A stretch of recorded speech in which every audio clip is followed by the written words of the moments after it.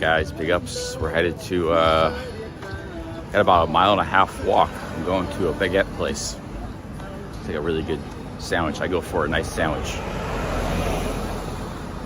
Had some rice, pad krapao rice, egg, and chicken, basil, and chili for lunch. It's 50 baht. I'm gonna go for a baguette and coffee. I got a bit of a walk to get there. So I walked 5 miles last live stream. I checked my stats. It's pretty good. 11,000 steps. You get another 5 miles in tonight or this evening. This town in this weather, I could walk a lot, but it's like real sunny, real hot, or a lot of pollution. It's not real nice to walk, you know. Change my clothes here. Yo, what up, Nigel? Yeah, we got caught in a little rainstorm walking around, and I hitchhiked back to town. Very nice Thai couple picked me up back in their pickup truck. I hitchhiked for about 2 minutes, but nobody picked me up, so I kept walking, and then somebody a few minutes later just stopped and hey, you need a ride? Like, sure. But yeah, it's a really easy and safe country to hitchhike in. It's a pretty nice little city, guys. I mean, it's very relaxing, very peaceful here, low traffic, just like Retired Chief JC said. Just like he said.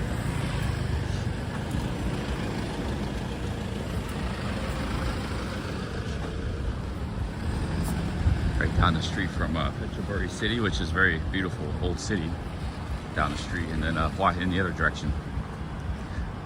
There's an S&P bakery right there. They got some pretty good stuff there, but there's a whole bunch of construction going on.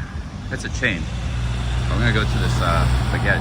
That's a good place. They got coffee, they got desserts, they got some good food. Food's not bad. They're a little pricey with food there, but yeah, it's solid. It's not bad food. There's the ocean.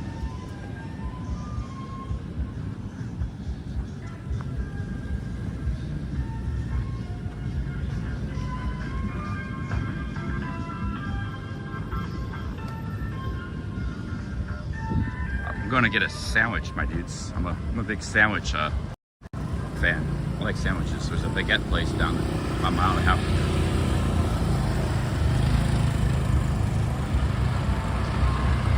Been eating a lot of Thai food lately. I'm gonna go for a sandwich. Oh, maybe I'll even get something for later takeaway. It's still kind of early.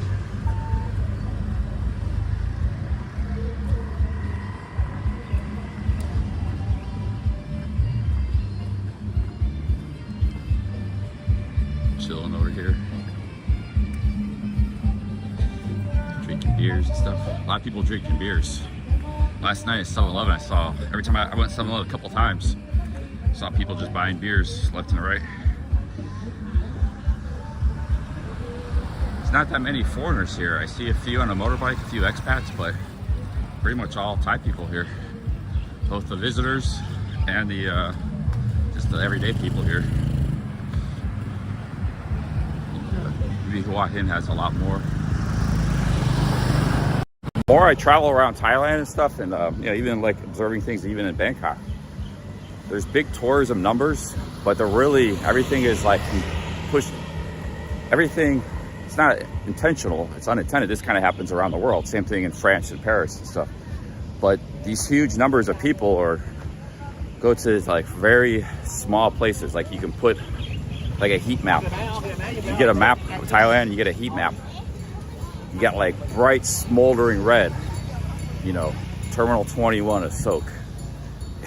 It's like Khao San Road, part of, yeah, you got bright smoldering red in places, and then you got like a little bit, you know, maybe around so you got like a super bright maroon smoldering red, the volcano, you know, just a little dot around Sukhumvit and stuff. And then you got around that, you got kind of like an orange, real quick it starts getting like orange, yellow, and then you're just like 2 miles from that area and it's like almost, it's white, it's like yellow white. That's like a heat map, and you know, it's used for a lot of things.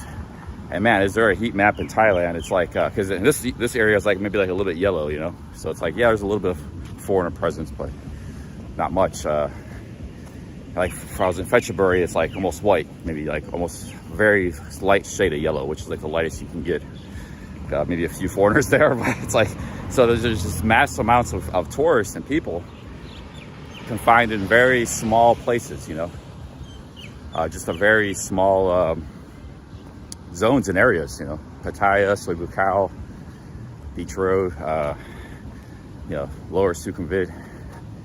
And, you know, Bangkok just has like some other there's dots, you know, there's dots of stuff, but, you know, but even, you know, generally it's like Thailand is just pretty much empty of tourists, you know, even though it's one of the most touristy countries in the world. Probably the same way in France, you know, like there's parts of Paris and stuff, and then the rest of the country is like just, you know, just like French country, you know. Same way in America. America doesn't get a lot of overseas tourists, but you probably do the same thing. It's like Times Square, Vegas, Miami. The rest of the country, there's no tourists or foreigners. So the tourists, if you want to avoid tourists, it's not hard to do, even with the age of tourism. You still got to join them in the flights and stuff, and you got a flight. Hell, you don't really have to fly if you're even around the world. You can just kind of hop country to country. Fly, you have to fly a little bit. But man, is it because, you know, I thought it was gonna have more tourists and more expats and stuff. I've seen maybe like a little bit of expats, a few on a motorbike, and that street I'm on has some bars. There's some around there, hanging around there, but very few, man. Very few. Yeah, I checked on Stuff Traveler. I hope he turns things around. You know, the liver can repair itself and heal, and hopefully he has an opportunity to recover. Yeah, he looked really bad. I guess he's been in the hospital for 9 days. Yeah, big ups, Steph. We're rooting for you and praying for you, man. Big ups, you and Ed Sweeney. I see you guys make a comeback and do well. Big ups, Steph. Hope you do well. Take care of yourself, man. You got to heal up, and you can come back. This kind of stuff happens to people.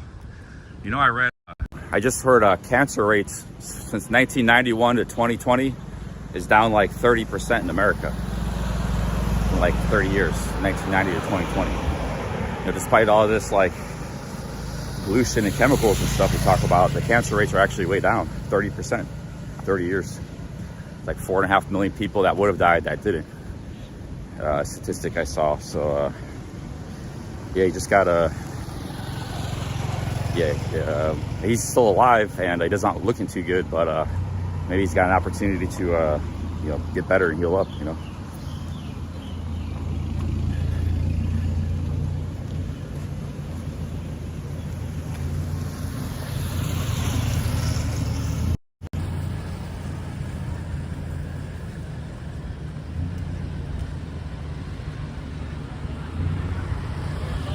It's not that maybe American cancer rates were low, it's just that it dropped. So, you know, maybe it dropped 30%, but it could have been at a very high number. It could still be higher than a lot of other countries around the world. Well, I know from personal experience, a lot of people got cancer and stuff from work related, like from their job. A lot of people worked in factories and chemicals and things like that, chemical factories. Even my dad got exposed to a lot of his electrician. He'd have to climb up into the ceilings and stuff to install wire, you know, in these buildings. And he was exposed to a lot of asbestos, and that's why he's got lung issues today. He's pretty healthy in his 60s still, but you know, he does have COPD and lung issues. And sometimes I'm hanging with him. He's like, he starts hacking. He can't stop coughing. He's got to get an inhaler, you know. And, so he got exposed to a lot of nasty stuff just having because he would work in factories and office buildings, all kinds of places all over Cleveland, installing wire, you know. You have to climb up into these ceilings and stuff to install the wire. A lot of people get bad exposure to stuff from work, you know, for workplace and stuff. But nowadays, not as many Americans work in like blue collar jobs. A lot of people work in offices or white collar jobs, more so than 30, 40 years ago, 50 years ago, 60 years ago.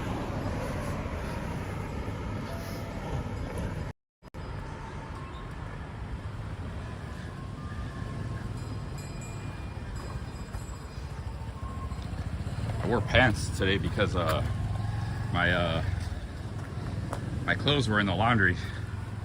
I was kind of waiting around my room. She said she'd bring it to my room, but I thought she'd knock. She didn't knock. So I thought, oh, well, I'm just gonna have to put whatever I had left on. I put my wool socks on. I didn't have any clothes. The clothes I was wearing got all wet. And then I took a shower. I washed my clothes. And so they were wet, but they don't dry that fast. I didn't want to go outside with wet clothes, so I had to put what I had left on. But when I opened my door, my clothes were already hanging on the door. I didn't know they were there though. So I already had all this on, so I just decided to go out like this.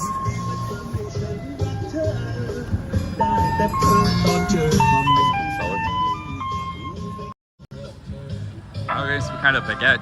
I've always, loved eating sandwiches. I probably haven't had a sandwich in a week or 4 or 5 days. I don't know when the last time I had a sandwich. Might have been a while, because it's not like sandwiches aren't super common. A good sandwich, but this looks like a pretty good place, so you go get a good baguette.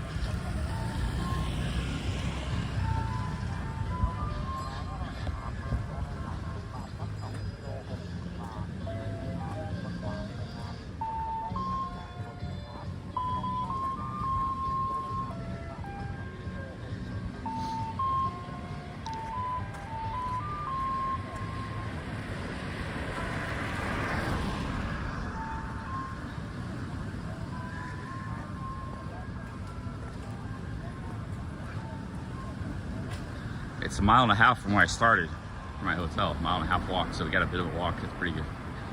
I walked 5 miles earlier, so we're trying to get some. We get the opportunity to walk like this. We're gonna do it. Take advantage of it. Fish, seafood. Hi, sorry. It's actually yeah, a lot of good seafood in Thailand. I was like talking it down earlier, but you want to buy your own seafood and cook it, you always got like these buckets. You get all kinds of stuff. I remember Sean, he made great tom yam goong one time, homemade. He went and bought a bunch of good prawns from these buckets. That was in Pattaya. You get that stuff there too sometimes. And it was a pretty good price, and yeah, it's just delicious homemade meal. Made tom yam goong. Sometimes when you get tom yam goong, it's like they use like a seasoning pack and stuff, and it's not really, even though it's cooked, it's not made from scratch. There's like, you make food from scratch, and you make food with just like some packs of stuff. Like that's actually cooking with he made it with the broth too. So like part of tom yam goong is it's made with the shrimp, the prawns, and you put in the brains and everything, because it's got the head still and the brains, and there's a lot of flavor in that, and that cooks out into the broth. So you make, big part of it's the broth, and you don't usually get that too much, or I don't know, maybe you do, but it's hard to find like good tom yam goong. A lot of what you get, like you get in a restaurant, 150 baht, 200. It's just something that's like put together real quick. See, you go buy some of these. What you do is you buy these. You put the whole thing in the soup. You got the head. They're still alive out there, very fresh. But those are prawns. Those are prawns that and cooking it like from scratch like that, it's a lot better.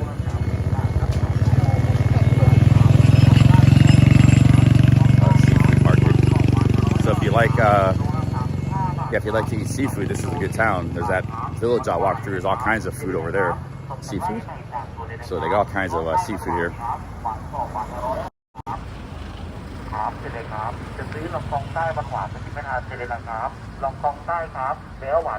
Some fruit seller over here.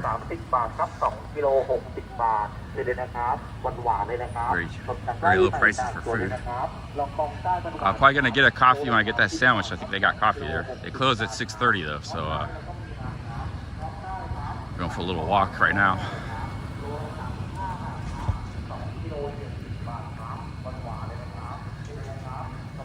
I like tom yum chicken too, tom yum guy. It's very good. Almost like as much as, like I said, it's hard to find a good tom yum goong. So you gotta, sometimes I just go for the tom yum guy. It always seems like it's a little better. A little clearer, like the soup's, the broth's a little clearer. a little more of a sour taste. Whereas there's the mud-shell crabs. I never had those. There's some fresh seafood here, guys. It's a big squid, fish, clams, razor-shell clams.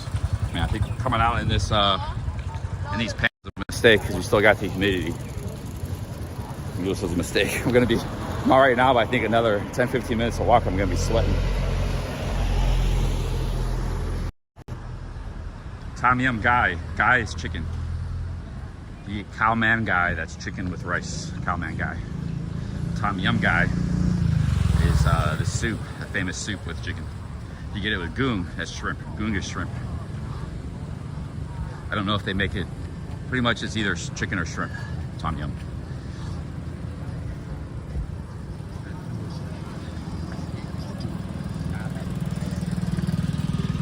Yeah, I'm dry now. Well, actually, I have a pair of, I was gonna put on wet underwear because I washed it in the shower. The underwear I have dries really quick, but all my stuff was in the wash. But I had an extra pair of underwear in my backpack I didn't know about. So fresh and clean, everything. So I got a good pair of wool underwear, wool socks, cotton t-shirt, and I am dressed for Norway right now. Norway or Denmark. Well, Frankie, thanks for that super chat earlier, man. We got some nice super chats this morning, yesterday. A lot of nice super chats yesterday. Guys really,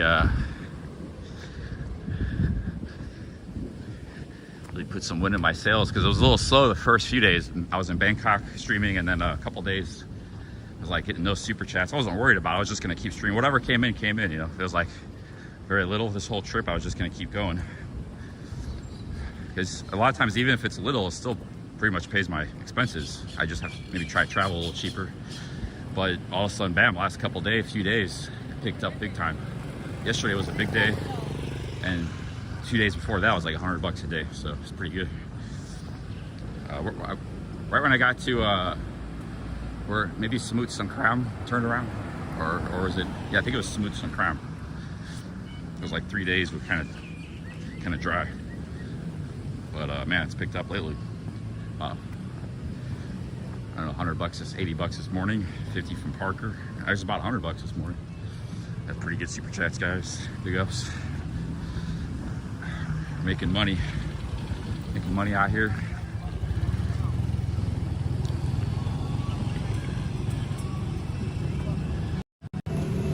So this road, I think, dead ends. Wow, there's more seafood. So there's seafood everywhere. They'll probably just cook it right here. See, I might come back here for dinner. So you tell them what you want, and you can sit here and they'll cook it for you. You sit by the beach. So I might do that later. I'm gonna go get a sandwich now.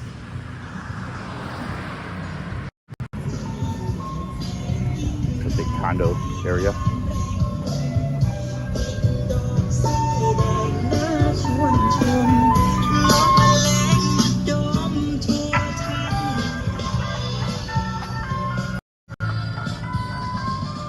Yeah, they had something like that in Bangkok, but that was like the 5th place I passed by.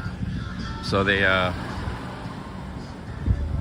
there's another one here. So like every 50 feet, 100 feet, there's like beach place. They got fresh seafood. You sit on the beach, they'll cook it for you and bring it to your table. Yeah, they don't have that in Pattaya. They just got you get a coconut or a beer. That's about it. They might have had that a long time ago, but Pattaya is just too big and commercial. This is like much more laid back city. Here they got clams or oysters, fresh oysters. Come back here, get something. Maybe get a steamed fish or something.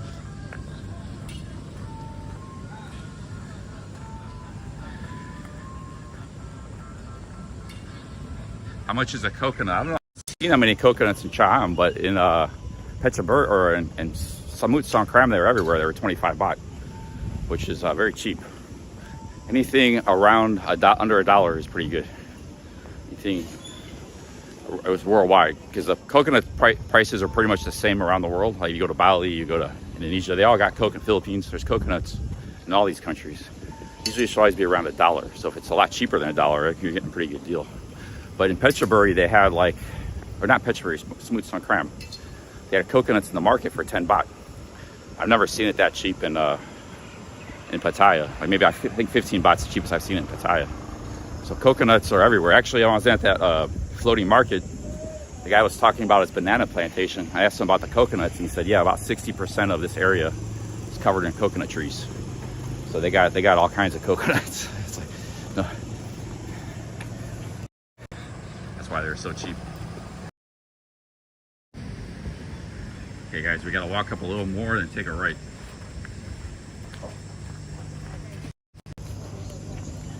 You got seafood and kind of chanaburi with squid salad. I got so sick, thought I was gonna die. Yeah, they mix a lot of salads out of like squid and things like that. I've had squid salad a few times. I don't think I've ever, but yeah, it's something you could potentially get real sick from. If I eat seafood, I like to have it cooked pretty good, you know.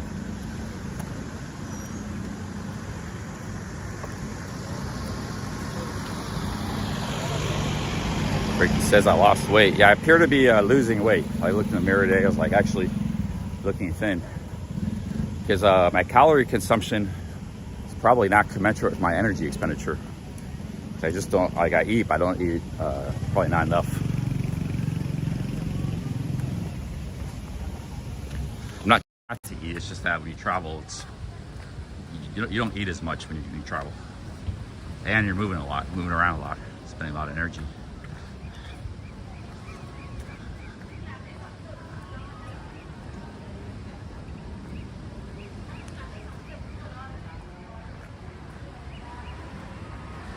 Yeah, we all get sick sometimes from something. Got me real bad in Cambodia. Kind of the price you gotta pay. Wouldn't be too scared about it, but sometimes yeah, you gotta be a little careful. Like I was paranoid last night, the stuff I ate. Like, oh man, I'm gonna get sick. You know, but totally fine today. I didn't get sick. Hey, Tander, we're in a city called Cha Am. It's a beach city about 2 hours south of Bangkok, hour and a half south. On the southwest coast.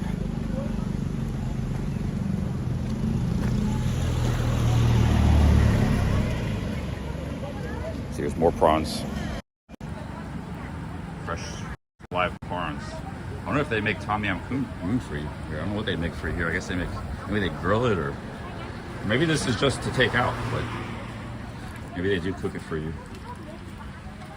So looks like they got stuff there. They got a menu, so they maybe will be able to cook stuff for you.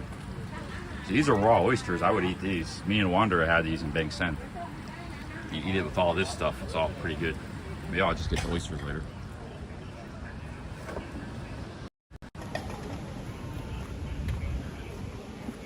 There's always an option.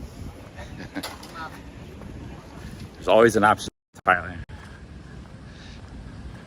That was one of Tyre Chief's sayings on his videos. There's always an option.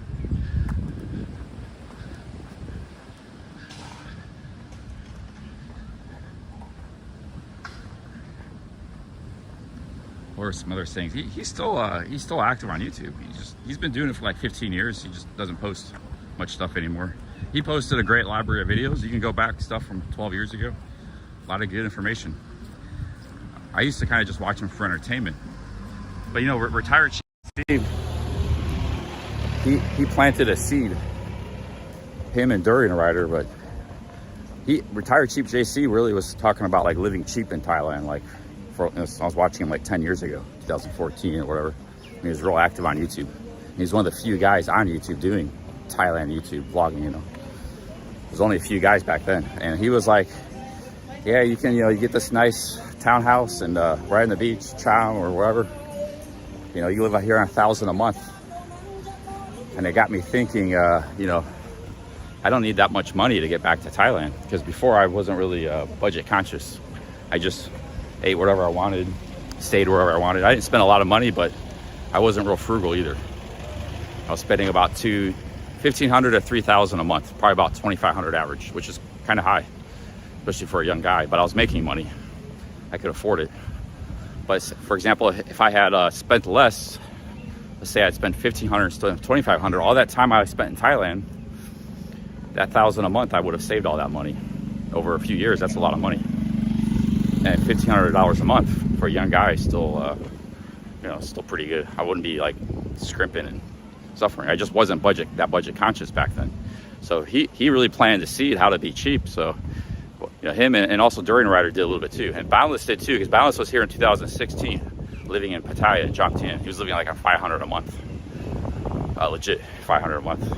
He wasn't doing much. His life was pretty mundane. But he was living in a cheap condo in Jomtien. And it's like those guys all like, man, I'm going to come here and do that myself. I'm live here like on 400 a month. That's why I started my vlog. Had it not been for those, I might not like, oh, Thailand might be a place I'll go to someday when I have some money, but I'm not too worried about it. But had it not been for those guys on YouTube, I would have probably maybe not come back here for a long time, maybe not until I was older or something. Because I had a good time here in my 20s. I had some money, I was making money, but I was struggling in my 30s. And so those guys kept the dream alive for me. It's like, wow, you don't really need. And I kind of understood what they were talking about too, because I did spend a lot of time here. I knew, yeah, stuff can be pretty cheap in Thailand. I just didn't think about it that much. I was kind of like a lot of people, just kind of like having a good time and didn't really think about money, being budget conscious. All those guys planted the seed that eventually led to me being out here now, the last 8 years, and my channel and everything else.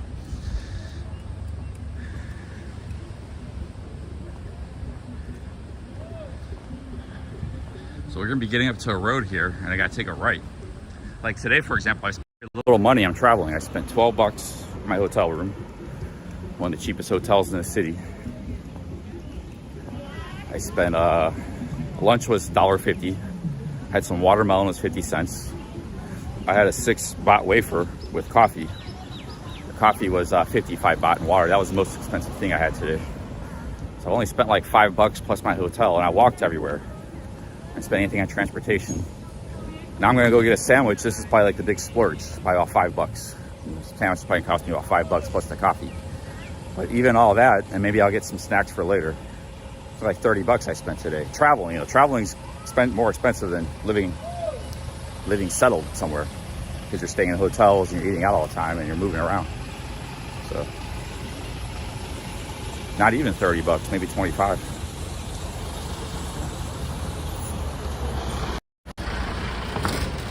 The sandwich is going to be the big splurge. It might be more expensive than 5 bucks. That one coffee shop was really expensive, so hope it's not a $10 sandwich. I'll walk all this way for nothing. You never know. Sometimes it could be like a $10 sandwich. Because some things can be pricey in this country. That lunch I had was very good.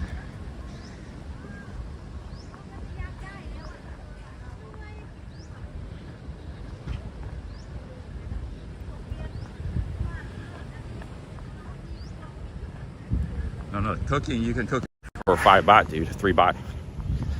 Eating out's not, like that rice and egg meal I had today was 50 baht. You can make the same thing in your room for 7 baht. The rice, it costs like 1 baht. 1 or 2 baht for the rice. Chicken's very cheap. Just a little bit of chicken anyways, and there's some herbs, basil, and an egg. The egg is like 1 baht, so that's like 6-7 baht for that same meal. That would cost 50. 50 baht's cheap, but you can make the same thing next to nothing in your room. You get one of those little stoves for the eggs, one of those little flat tops, kick countertops. Yeah, Bangkok 112. I don't know what kind of meals you're cooking, man. You must be getting lobster or something, or cooking up in your room. But if you just get the raw ingredients, it depends. Like if you're cooking Western food, can be expensive if you're cooking Western food, but that stuff's expensive also. Like just cooking spaghetti is kind of high, because in America I get boxes of spaghetti for 79 cents US dollars. Here they can be like $2, for a bag of spaghetti, or 250, like 80 baht or something. And the sauce is expensive too. So, but it's also gonna cost you if you try to eat spaghetti on the street or outside. So it's gonna be expensive either way. Dude, it doesn't gas. Man, my electric bill in that fan room was like 300 baht, dude. It don't cost nothing.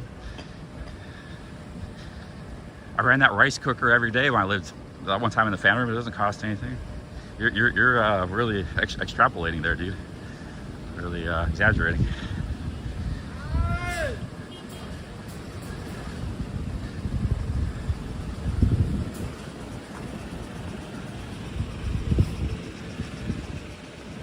This is pretty nice.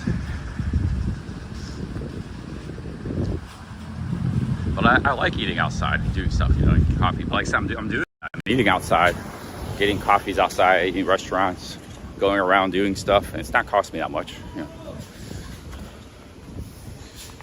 Some coconuts. Yeah, watch out, coconuts don't fall.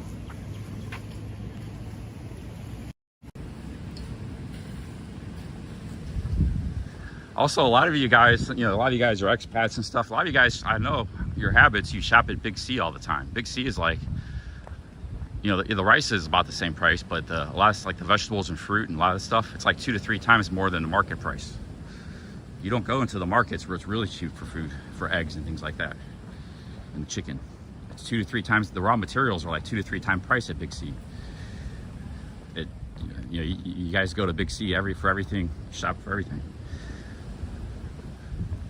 If you compare the prices between Big C and the market, the big market in Teppresset, it's night and day, man. Like you're getting it direct from farmers. They bring it right into that market. It's like wholesale prices, and that's available to everybody right in Jomtien, Teppresset market, or what's it called, the Ratana corn market. It's on Teppresset Road. It's a huge market. They got fruit, vegetables, meat, everything, right in Pattaya. A lot of people for years don't even know about that place. Thais know about it.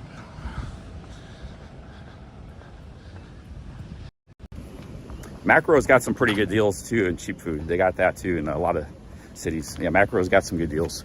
So you use a combination of these things. You go to Macro, you go, some things, you know, like you can get at Big C that you can't really get anywhere else, you know, but in grocery stores. But if you're just only shopping at Big C, you're gonna spend a lot of money for ingredients.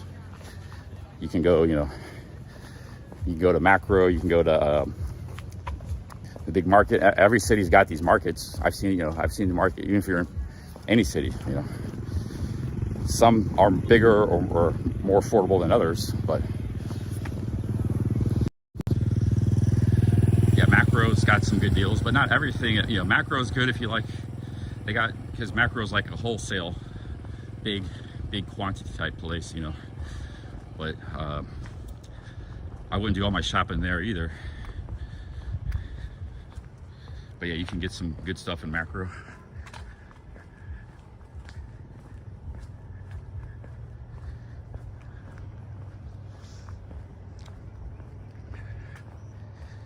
Yeah, but if you want to do gourmet, you can do that too. Sean does that. He don't spend nothing for food because he buys all of his food in you know, the markets and you know, places like Macro. He knows where the cheapest prices for everything, best quality, and he makes like great somtam. He can make great Thai food. He makes you know, great from scratch. He can make Persian food. He can make Western food. I've had all that stuff in his kitchen, eating with him, and he'll just, you know, just makes it. So that's more of a function of your skill level of cooking, and you're willing to spend time and cook and prepare, because those ingredients, like all the spices and ginger and lemongrass, all that stuff is extremely cheap. It's like 5 baht or 10 baht for a bushel, you know, in the market, 15 baht. So that's just more of a function of your time you're willing to spend making these meals, not like, you know. So you want to eat a filet mignon, American steak or grass-fed steak, yeah, that's going to cost you, you know, no matter where restaurant or you buy it at a grocery store. But well, if you're just making meals from scratch with chicken and fish and seafood, pork, you know, pork and chicken's pretty cheap here. Rice, you know, vegetables, fruits. Yo, sausage dog, 50. Hey, big up sausage dog. Thanks for the 50 Aussies. He says 50, not coffee, not Snickers. Okay. I got you, sausage dog. Big ups, man. Thank you. Big ups, sausage dog. Second 50 Aussies. Yeah, thank you, sausage dog. We got a line of soy dogs here. This dog's a little uncomfortable. I'm gonna walk on the other side of the street. They're all lined up on this side. You're okay, buddy? You don't gotta move. You don't gotta move. Yo, big up sausage dog. Thank you, man. Yeah, a lot of nice donos last year. Jeez, some big, a lot of big pinkies. Thank you, sausage dog. Thank you very much. I mean, I didn't know a lot of this stuff either. Like I lived in Thailand for years. I was just, just eat at restaurants, sometimes street food, sometimes restaurants. I didn't do any cooking. So you gotta kind of like open your eyes a little bit. And I still, even if I was like, I'm not really a good cook or big into cooking like Sean is. So, Sean's another guy that kind of opened my eyes to this stuff too. So like I kind of saw how he was living. He was living very cheap. Yeah, pretty quality lifestyle, so he always stayed in nice condos and ate good food. He wasn't really spending a lot of money. So he definitely got to give him credit. He opened my eyes, but like, had it not been for YouTube and Sean, I would have just been like, like everybody else. I just come, hang out on Soy Bucal, stay hard, eat street food, eat restaurants, and get massages. You do whatever you want. You're gonna spend $2,000, $2,500 a month. That's what I was doing for years. That's actually what I'm doing now.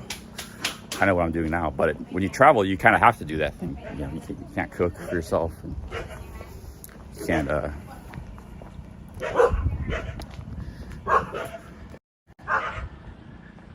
You can't really cook, and you're staying in hotels. But it's different if you're just living in one city for months and years. And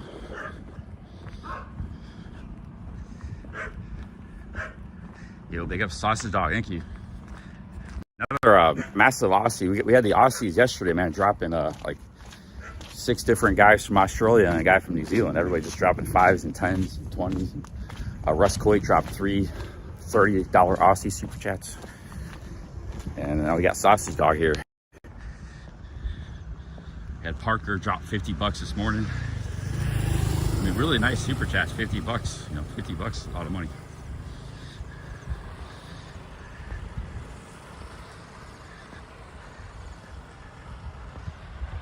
So the like I said, it's a pretty good walk to the sandwich place. So I get up here, it should be about at this main street, about a mile and a half. Dogs are pretty chill. Nobody's walking, only me. Everybody's on motorbikes or cars. Trawhead with the 40 Thai baht. Thank you, Trawhead. I don't do that, but thank you, man. Thanks for the money. I'm a straight guy. Thank you very much. Trawhead is a legend.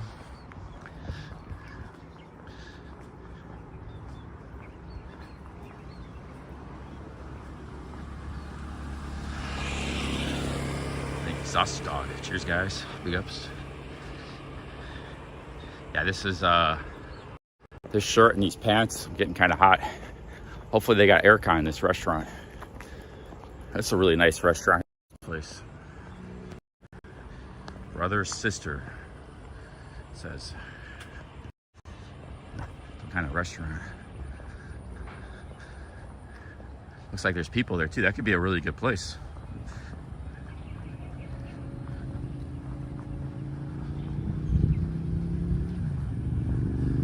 It's called Brother and I can't see it. Trees blocked. Brother and sister Mike. Why did the car do that? He's trying to go around these motorbikes. Almost hit me. I'm just walking on the side. Damn it. It's dangerous to walk in this country. I got hit 2 times in Pattaya. I get hurt, but you're much safer on a motorbike. Usually I'm always on a motorbike. But anyways, here's the brother and sister bistro. This is Cham. That car was driving on the wrong. I don't know what he's doing, man.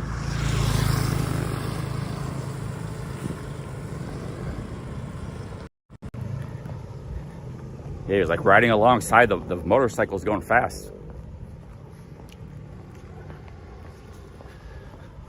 That place looked pretty good. Maybe I'll go back there later. It's funny. I was on a mission to go get a sandwich, and I see all these great places to eat. But I have my heart set on a sandwich.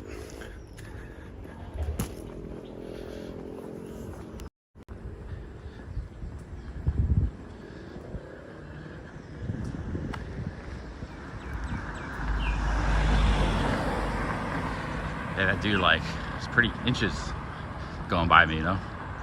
I didn't hear him. I didn't even know he was there because the motorbikes were going by. They were going by fast. If I had like moved a little bit, I could have got hit, man. And the motorbikes were loud, so I didn't know what, you know, what's going on.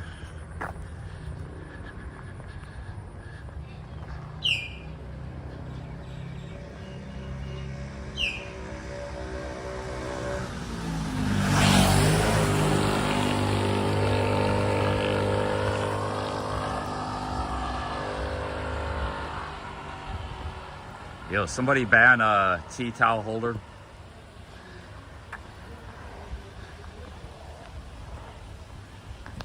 Somebody ban that guy.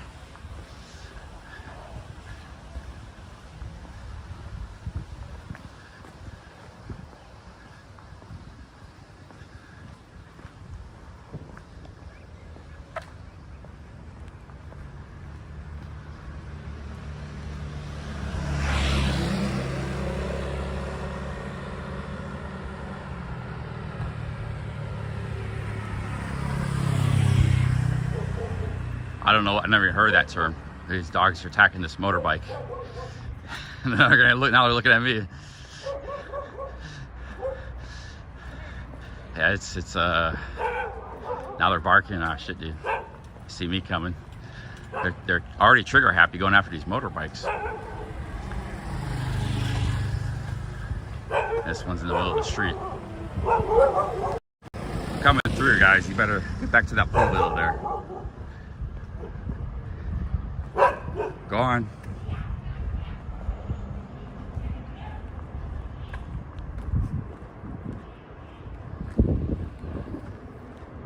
Yeah, there you go. That's better. Hey, don't sneak up on me. He's trying to be all coy behind me. Then he was starting to barking. The other one's cool. The other one, the brown one. He didn't say, he wasn't barking at all while I was coming up on his side, coming up to him. Right when he got behind me a little bit, he started barking. I had to reprimand him because otherwise, you know, these dogs are you gotta teach them. You gotta train them. Their behavior is not acceptable. Silly dogs.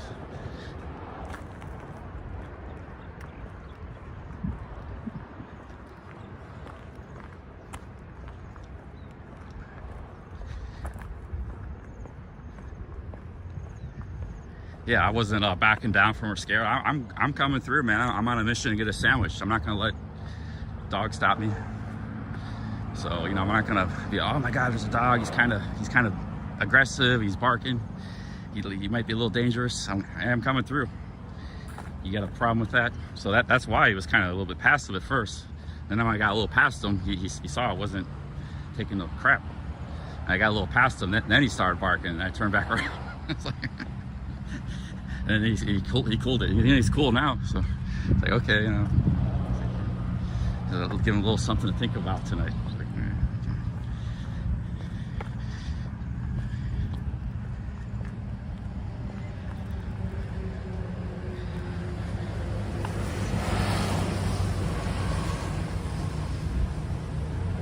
Yeah, most of these dogs, it's like they're testing their limits. You know, if you let them, you act scared, but you know, sometimes there's a crazy dog. It's real aggressive, and there's nothing you really do about that. But a lot of these dogs are not like that. They're testing limits, or they're testing you out a little bit, feeling you out.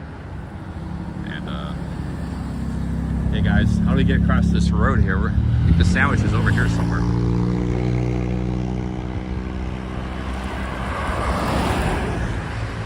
This is like a big highway. I didn't know this was such a. I wouldn't have came out here. This is such a big highway. It's like a 4-lane highway. Going to a sandwich place over here. Trying to go get a sandwich. There's a Baguette place. So I didn't know it's such a big highway out here.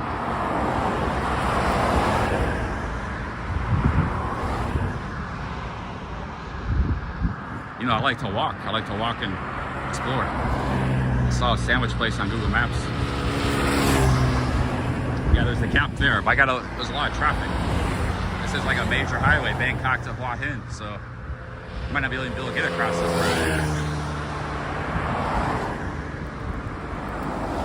Yeah, dude.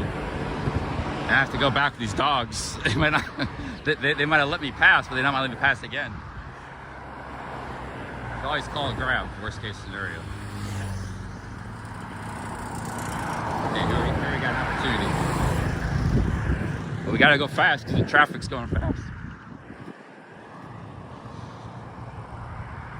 Reminds me of that time in Cincinnati, you got stuck across the road.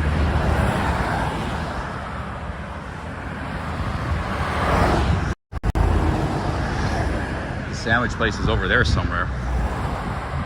And what's his name? Sean was saying he rides the bike on this road. Ain't no way I'm walking on this road, 13 miles.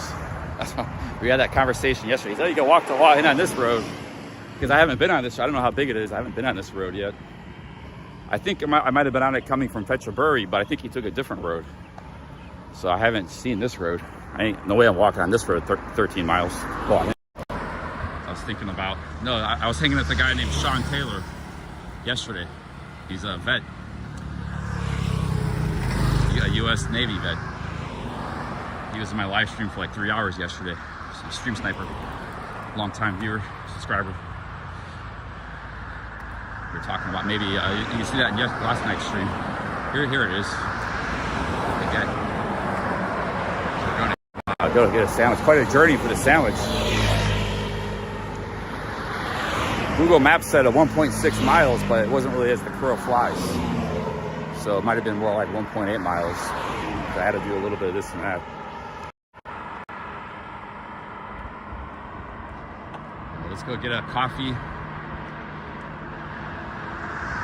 and a sandwich. See, nobody walks, man. Nobody walks in Thailand. You walk, it's kind of sketchy. I like walking.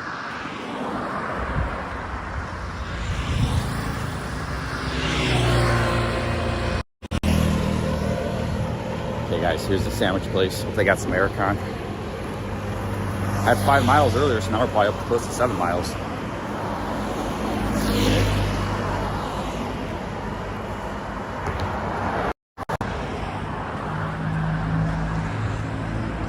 Somebody left a hat. They might be closed. I need the aircon. I'm starting to really sweat now. The sweat cart's kicking in about 30 minutes.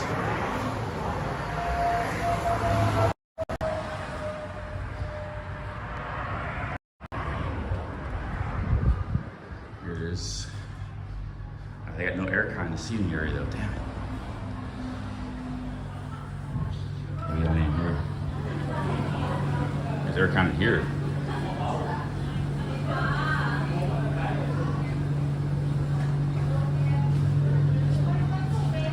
Some good stuff. Pretty good stuff here.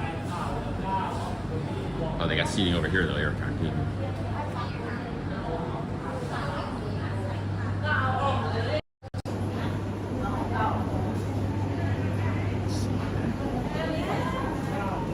I need that aircon, man.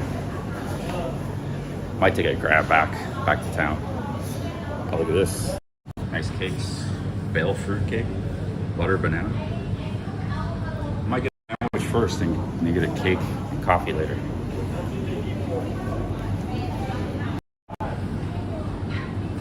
Roast lamb sandwich. Roast chicken. Roast beef sandwich. Pork pies, mince pies.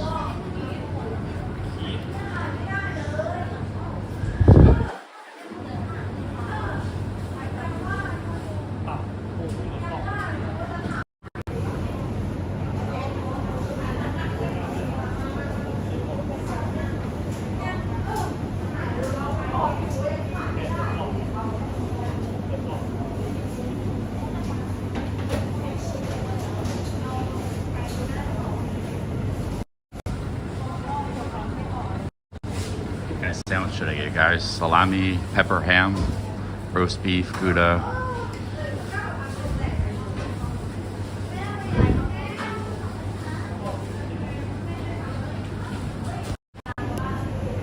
Nice place.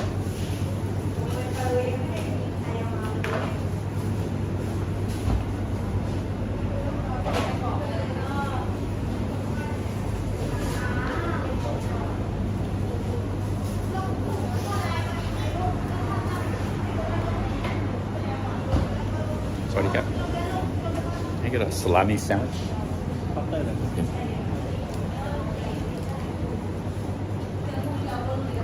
Roast beef with mustard. They got breakfast too. Breakfast is pretty cheap. I think, well, actually, come to think of it, I've seen retired Jeeps JC make videos of this place. I was like, well, last like years ago. This place has probably been here a long time. Yeah, he made videos of this place. Cause remember, like the breakfast is very cheap here, 50 baht. He was talking about it. Yeah, man, he made a video.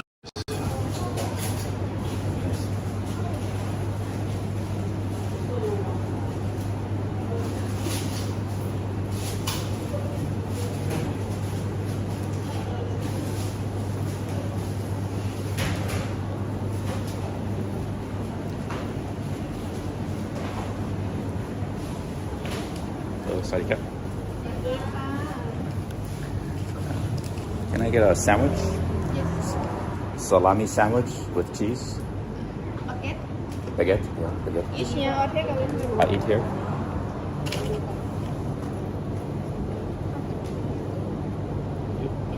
You have a soda? Soda. Cái Thai soda. Và có nó khác.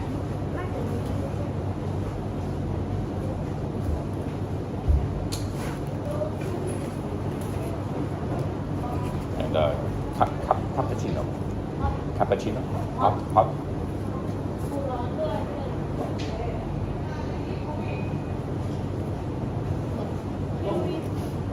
Baguette finish.ใช่ Oh, Baguette finish Is it? and whole wheat baguette you want? sorry. Whole wheat baguette. I look A whole wheat baguette. Okay. Okay.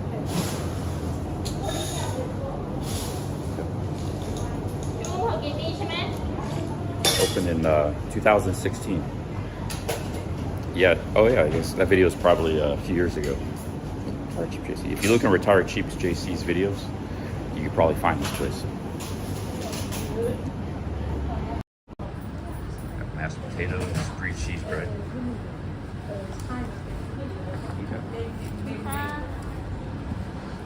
Nice little grab a seat. Yeah, because it's a beautiful place, man. You gotta cross the highway and some dogs, but oh, this is awesome, dude. I'm gonna come back here in the morning, get some breakfast. Ain't nobody here.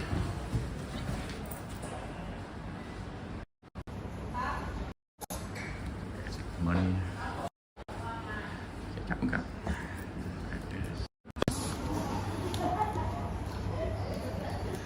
Yeah, it's a really nice place.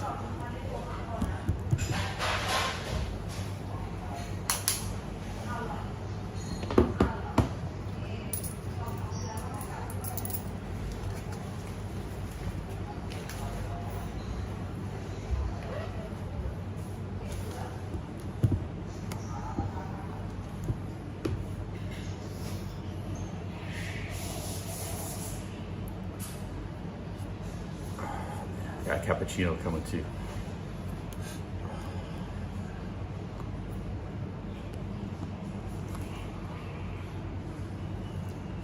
Yeah, look through his video library. You can scroll down. That video might have been 5 years ago or something. I don't know when I saw it, but it just rang a bell. When I was looking at the breakfast menu, I was like, wait, didn't I see a video about this place before a long time ago?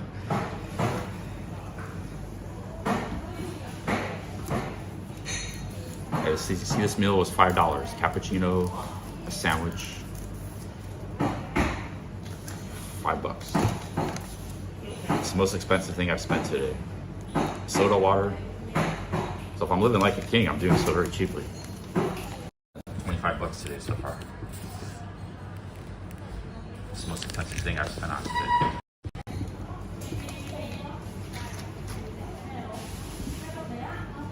Big ups Charlie Angel.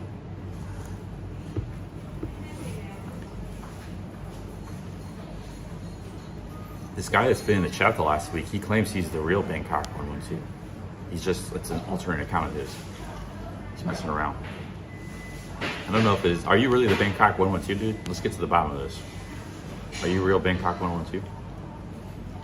So I clicked on his channel, it was only 8 subscribers, but Maybe he just doesn't want to post with his main account. He's just posting with a second account, third account. So are you, he says he's the real one. He seems pretty knowledgeable and stuff. So, hey man, yeah, well, if you're the real one, well, it's great to have you here.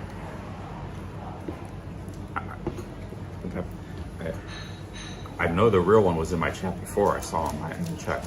He was in my chat like years ago, back before the pandemic, a couple times. So it's possible it is the real one. Because the real one was actually in my chat one time, you know, for sure.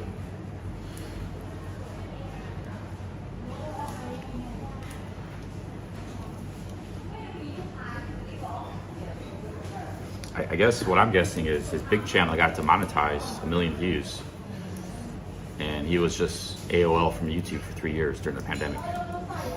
And then he's recently started posting videos on his second channel. I think last I saw it was 5 or 10,000 subs. Yo, Nigel, big ups, man. Thank you, Nigel. 7 British pounds, thank you, Nigel. Big ups, Nigel. Yeah, I might need to get some more food. Might not be enough food. I might have to order or get something back in town.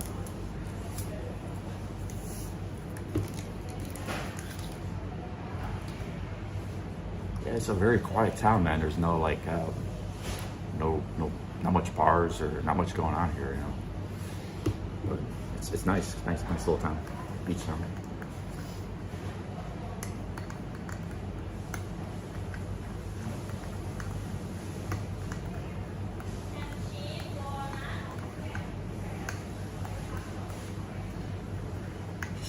Bangkok 112, if that's really you. I'm surprised your channel's not doing bad, but I saw a guy, Rami Travels, his whole channel got deleted by YouTube. And he came back basically posting the same style of videos, and he's like back up to like 500,000 subs. And it's his second channel. And you're kind of posting your same style too, you used to post. And I'm surprised you didn't have the, I think people just don't do as good with Thailand content that they used to do. They used to do very well. But people still do pretty good with like South America content. I think there's something, maybe oversaturation is real. Big ups, Nigel. Like maybe if you went to Brazil, maybe your channel would pop off, or Colombia. Maybe even Philippines. There's Philippines. You might have to get out of Thailand and go to another country.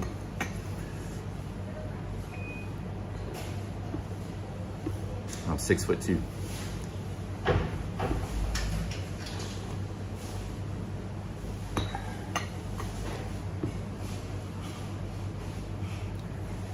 Yeah, he actually he had to start over from scratch, just posting the same style of videos. I saw he used to be a mod on his channel because he did live streams, and I was a moderator on his channel. He was a big fan on my channel, but he always, hey Charlie. I was a mod on his live stream, so I saw what happened. His channel just got kaboomed, and but he came back, and he came back stronger than ever.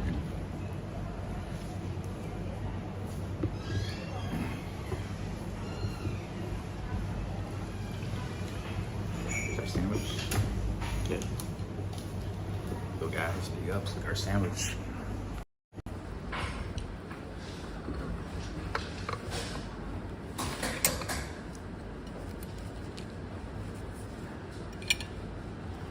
Yeah, I don't know if he still does live streams anymore.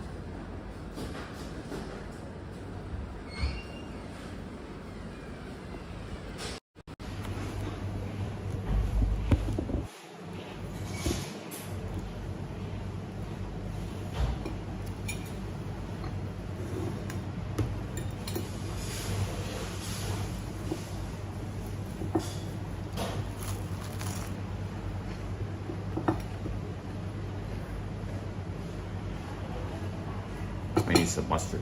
I like mustard. Do you have mustard? Mustard.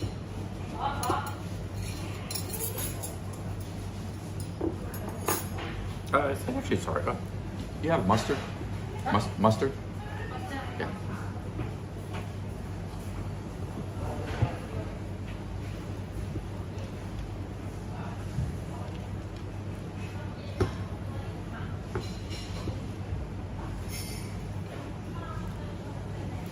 cheese, very good.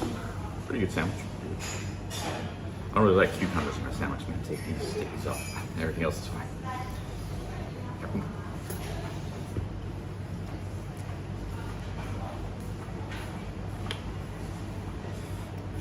There we go. A little bit of mustard on here. There we go.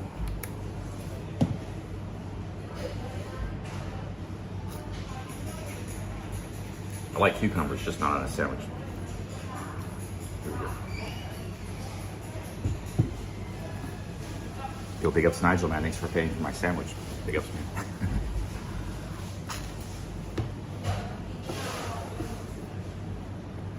Yeah, the bread's good, salami's good, cheese is good.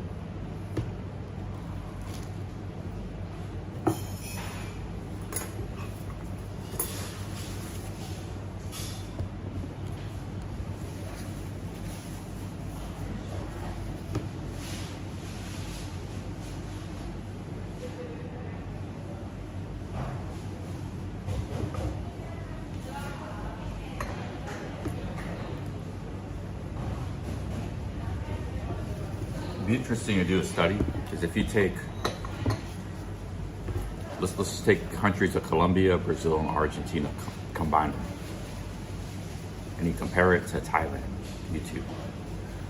I think Thailand maybe has 10 to 20 times a lot of vloggers as those countries combined.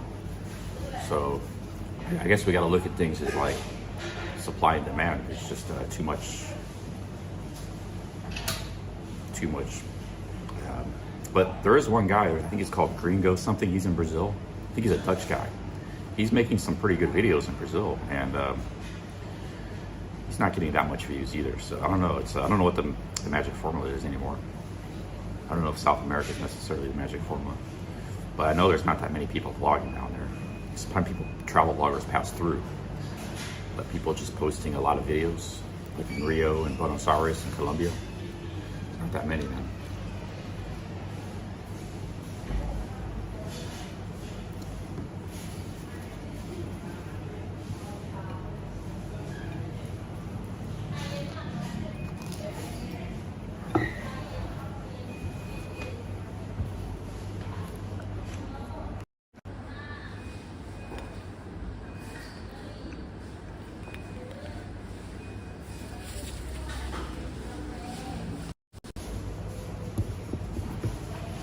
That one guy, I've never owned crypto.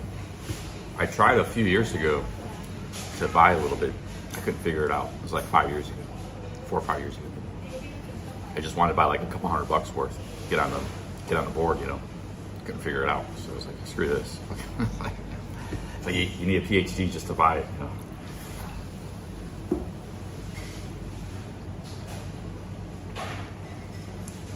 I don't have any crypto. That one guy's just talking out his ass. I never owned crypto. All I have is what's in my bank account, and a little bit of camera gear, which I was dwindling because I've been selling it off, and very little magic cards.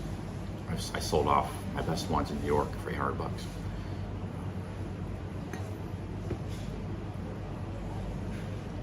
See, I wanted to buy some crypto directly. I didn't want to go through a third party, and I couldn't figure out how to do it. I spent like an hour or two, and I didn't feel like asking somebody like Jonathan North, so I was just like, nah, screw this. It's just stupid. It's just this difficult to get. And then I heard stories like people would lose, like they would lose it all because they lost their key or something. You know, it's like, so I mean, you know, crypto does have a place, but it's not like anything amazing. It's like NFTs, or it's like magic cards. Crypto is like magic cards. It's like Pokemon. You know, there's a market for it. People are going to buy and sell it, but it's like comic books or baseball cards. In my opinion, that's basically what crypto is.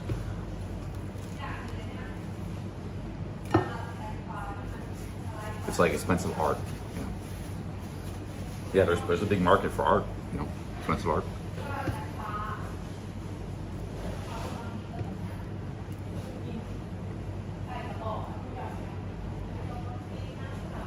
It's not to offend anybody who likes crypto. My point is, it's just a small thing.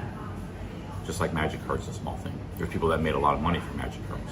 They bought it, sat on them, they went up in value a lot, you know, certain ones. Same thing happened with crypto, but Anyways, I don't want to get a crypto tangent, but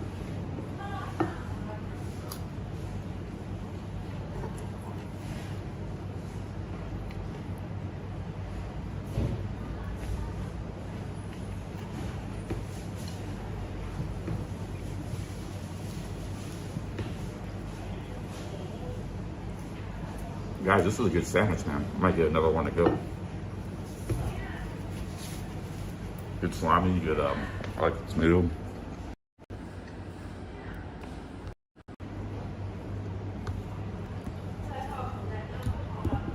Oh, crypto is a lot bigger than Magic Cards. I'm maybe exaggerating a little bit. Crypto is kind of big, but it's nothing compared to, for example, the stock market. Maybe like 1% or, I don't know, I'm kind of like, I don't really know much about crypto, so I'm kind of talking to my ass. Let's move on. That's why I said I'll move on to other subjects.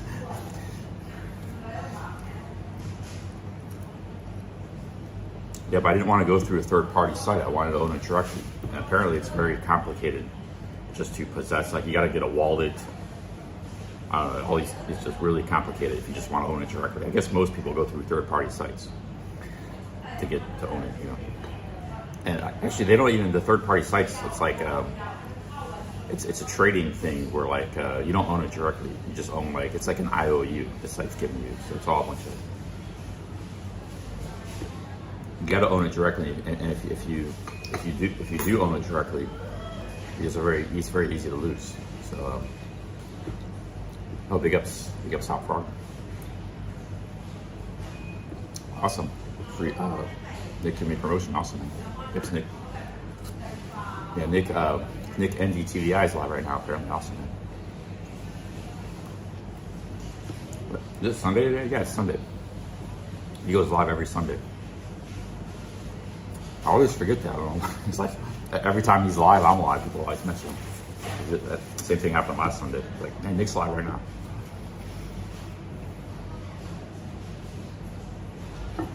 This is a good sandwich.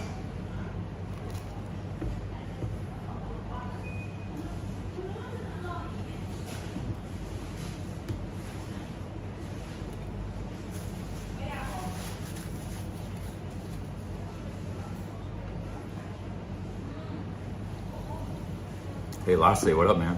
Lasse's promoting his crypto. He's got his own crypto.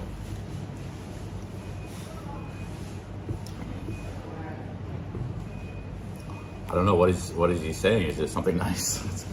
What's going on over there, man? What's going on?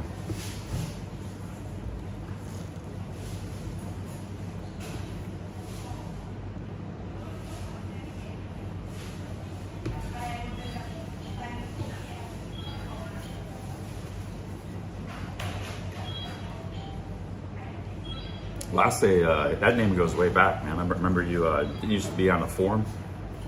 Yeah, that name goes way back, like 10 years ago.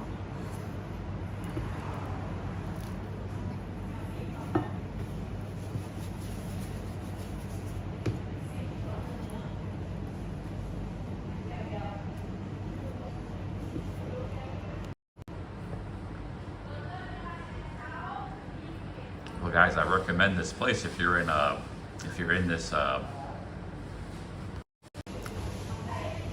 if you're in the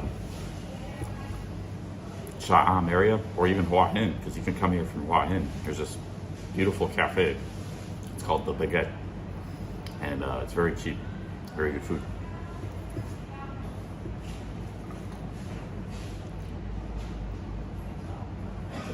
Come on, sausage dog. That's not nice, man. Hey, Lasse, yeah, I think I remember you, you used to be on the PA forum, right? I used to be on there a lot. I remember you were a regular like I was. Yeah, that was my old, PA account. I must have a PA get together coming over to my channel right now.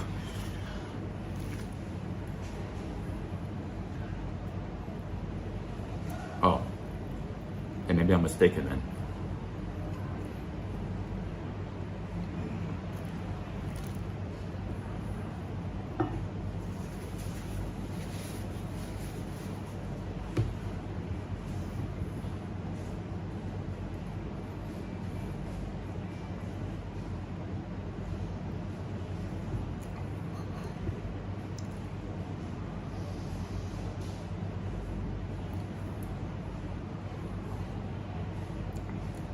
I haven't been on that forum in like 8 years, so it was a long time ago. I got banned, so I didn't go back. When I started doing YouTube, I got banned. I haven't even been on that forum for 8 years. So I don't know. But I was a frequent contributor at one time.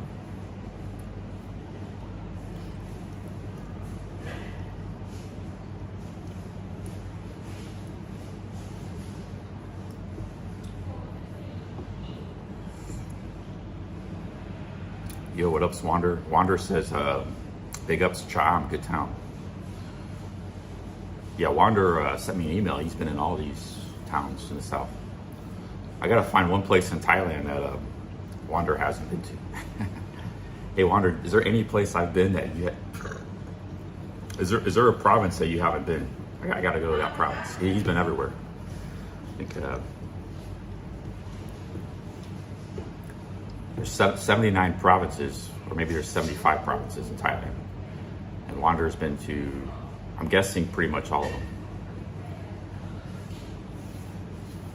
A blue bill. I don't know why would anybody be talking about him. Like, somebody put this guy in timeout. I don't know what you're talking about, man, or where you're coming from here. No, why would anybody be even talking about that? I haven't been in that forum in like 10 years.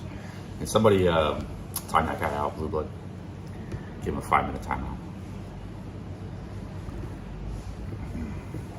It's the Thailand hour. So you know, all these weird Thailand expats coming on right now. It's like, I don't know what's going on. Hey, big ups, Wander. Yeah, is there any provinces you haven't been to, man? I might go to that province. You gotta let me know if there's any provinces you haven't been to. Any provinces in the south? I don't know what he's talking about, what he was trying to do. You haven't been to Naratirat or Kampeng Phet? Oh, wow, okay. Only 2? Wow, dude, you only haven't been to 2. That's about what I thought. So Wander's been to every province except for 2. That's pretty amazing, man. That's Wander really loves Thailand. I've been to maybe 30. I don't know, I have to count, but oh, Nor Yala. Okay, Yala's in the south. I think Narturiat's in the south too, right?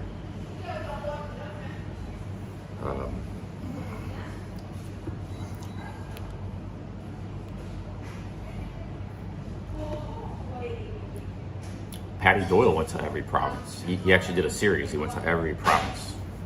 But Wander's close. Wander's right behind him. There's 50 states in America. There's 80.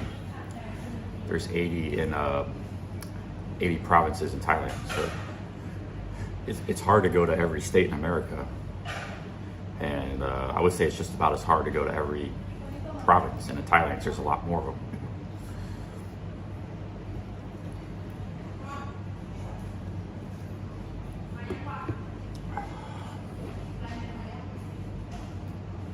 I've hit a few provinces this trip that I've never been to so far. So I've been to Samut Sakhon and Samut Songkhram. I've never been to those places. I have been to Phetchaburi, I believe. Actually, no, I've never been to Phetchaburi because I didn't stop. I just drove through it. That doesn't really count. To count, you have to spend a night. So you at least need to spend one night in a hotel to count as a visit. And, if you're just driving through or getting off at the gas station, that doesn't count. So I believe we just hit 3 provinces I've never been to: Phetchaburi, Samut Songkhram, and Samut Sakhon. On the next province, Hua Hin, I have been to. So. But after that, I haven't been to anything in the south.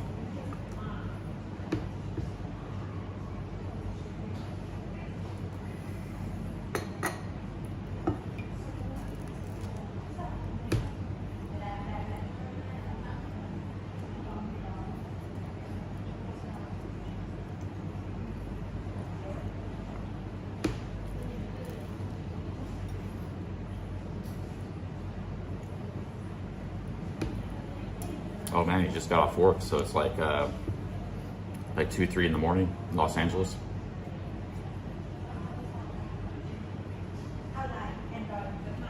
Yeah, Wander's in Los Angeles.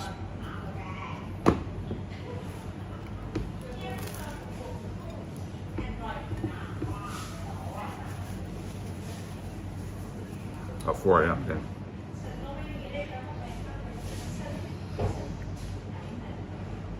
Wanderer said he's coming. Somebody banned this. Don't ban him. I spent $3,000 on a car, just a down payment, dude. I had car payments. It's just a cheap Honda car, and I spent $50,000 on a car. Don't ban him. But yeah, Wanderer's going to be here soon. He'll be back here in a couple months.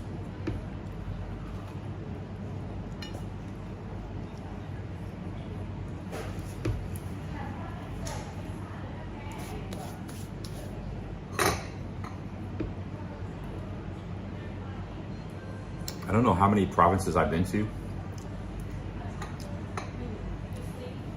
Oh, I knew. Oh, I thought you meant. Oh, I'm sorry, Pound Puppy. I thought you said you bought my. Did you buy your girlfriend a $50,000 car? I did buy a car, but it was a cheap Honda. And it was a $3,000 down payment. That was what I spent for it, plus some monthly payments. No, I met a lady once who had a very expensive car in Walker Street. I don't know. I haven't told that story before. But yeah, she had a very expensive car, but she wasn't a bar girl though. She was a business lady.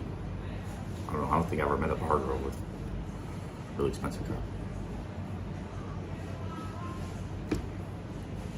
Yeah, you got me there, Pound Puppy.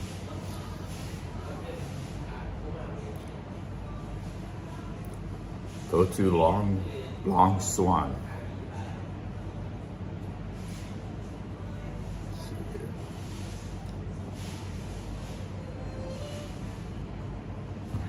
Yeah, the Thai bot's always that's why sometimes I clear the ban list. Yeah, because I know sometimes I react harshly or trigger happy. But you know, I don't know, man. We kind of got a good thing going with troll-free chat sometimes. You know.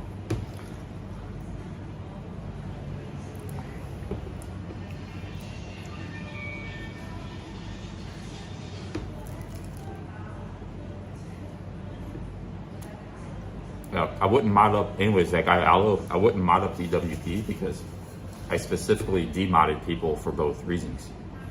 DWP was never a mod, but I modded people from like the Bury the Boss camp, Be More Ron, and I demodded people from the Capio camp. So, because these guys were fighting so much, I got rid of all mods in both camps, anybody associated with those groups. Even one guy was a big, long-time super chatter. He was in the, so nobody's a mod in those camps. So that's all you got to worry about. I'm not going to make DWP a mod. Same reason I'm not going to make StuD a mod. Those guys are always fighting or something. I can make any of them a mod. The people I have a mod are people I know, and they're not. Most of them aren't involved in drama that I know of. So.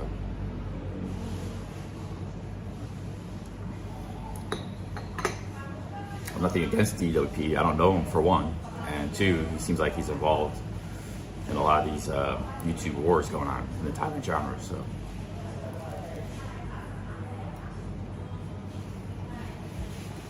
I get along. Stu was just in the chat today. I have nothing against Stu, nothing against Bury the Boss.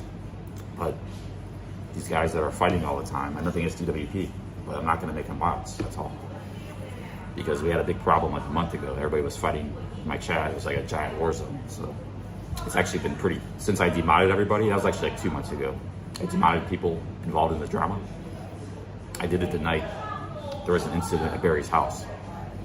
I was sick then too, really sick. So I'm just going to demod all these people. And even some people have been mod for years. Because, and since I did that, these guys haven't been fighting that much. I think there was 1 or 2 days where they started fighting, but it's been pretty,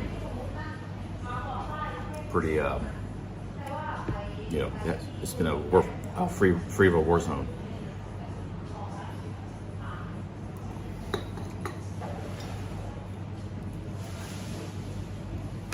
Yeah, Yardi drama, that's it. Yardi drama.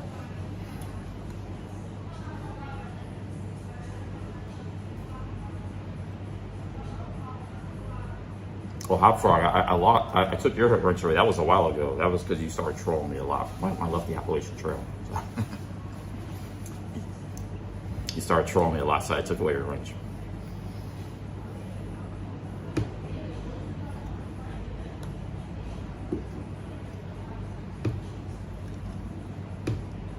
After all, I actually met Wanderers. Those guys are like friends. They get along. He's just joking.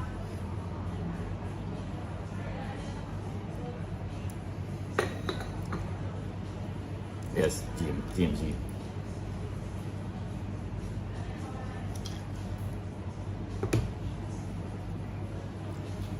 Guys, I'm still kind of, I mean, I got an appetite today. I had that, might just get something else in town, but the food here is good. I wouldn't mind getting something else. I don't know, they might be closing soon. What time is it now?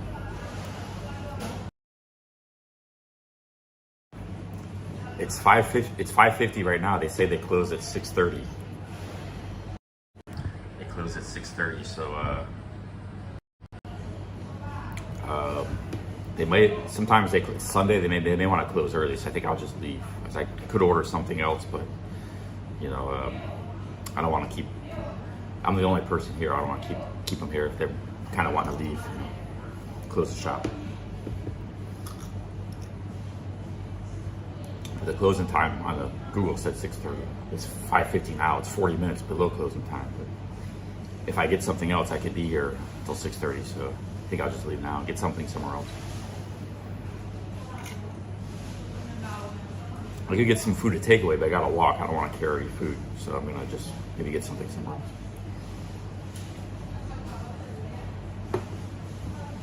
All right, guys, let's move on here. Yeah, big ups, Nick. Yeah, give me a shout out, man, because he's got a bigger audience than I have, bigger channel and bigger audience. I never did go on his show. I was on his like members only show once by accident. I happened to be walking by. I went the wrong way. Oh, I went the wrong way. I was going in the kitchen. Here we got the newspaper. I've never seen this. Yeah, I was on his member only show, but I've never been on the. He was inviting me here to come onto his. He was inviting me to come to his main show, and I didn't. Not because I was trying to blow him off. It's just I forget why. I don't know. I had some reason back then. I don't know why. But yeah, I don't know. That's like really good promotion. You got another live streamer with 500 chat that lets you come on a show. That's phenomenal promotion.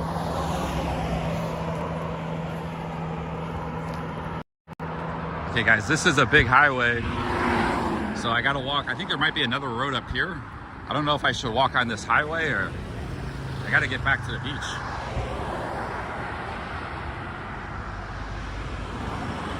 So, what do you guys think I should do? Should I walk back and brave the dogs? Or should I try to walk up there for another road? I see an overpass, so there must be another road up ahead.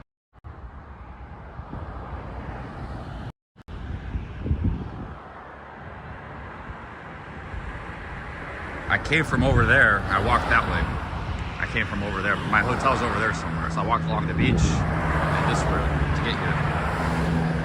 Which I didn't mind because I like going for walks. It was like about a 2-mile walk.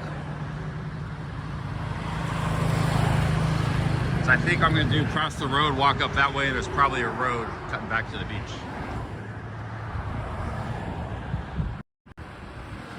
Save money. I want the exercise, so I'm not gonna. I enjoy walking, man. Walking is like you always see interesting stuff when you walk around. It's just it's not always safe to walk. You get hit by cars or there's dogs attacking you. You gotta cross these big highways, but you just gotta try to be careful, I guess.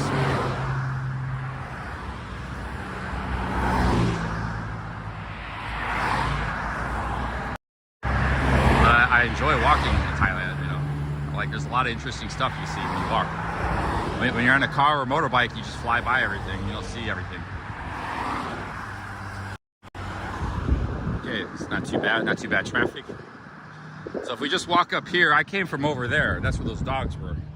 They probably wouldn't bother me. I'm not scared of them, but I'm gonna go, but I wanna go down a different road anyways. So we're gonna go up here and find a different road.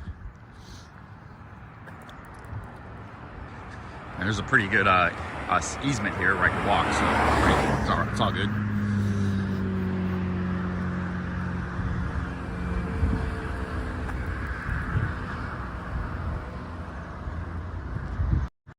I've never been fined in America in jaywalking. Maybe there's municipalities. I've never been even reprimanded or anything.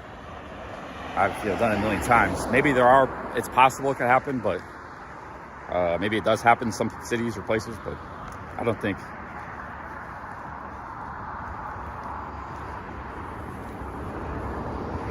Ever get fined for jaywalking anywhere, any country, America or other countries? I've never seen it or heard it. I mean, it's possible, I suppose.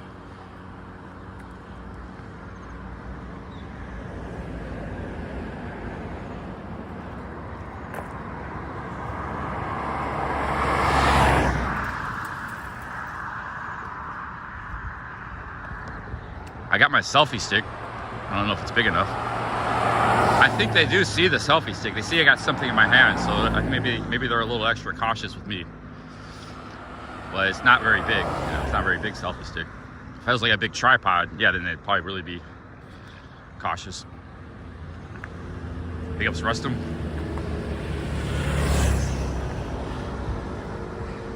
You were told off by the police in Kuala Lumpur. Yeah, Kuala Lumpur, man, in general, not very pedestrian friendly. That kind of sucks. You got told off by the police. Like it's difficult crossing the roads and stuff, and there ain't pedestrian bridges a lot of times. I just spent like 2 or 3 weeks in Kuala Lumpur. It's not the most pedestrian friendly place, that's for sure. It's very densely populated too. A lot of people, I like Kuala Lumpur. I like Malaysia, but yeah, no place is perfect. There's definitely things in Thailand, like they're right next to each other, but there's things about Thailand that are much nicer than Malaysia, even though Malaysia is richer. Like it's generally just a lot cleaner here than Malaysia, But Kuala Lumpur has got some amazing things, like amazing buildings, and parks, and restaurants, and malls. The Pavilion's probably one of the best malls in the world.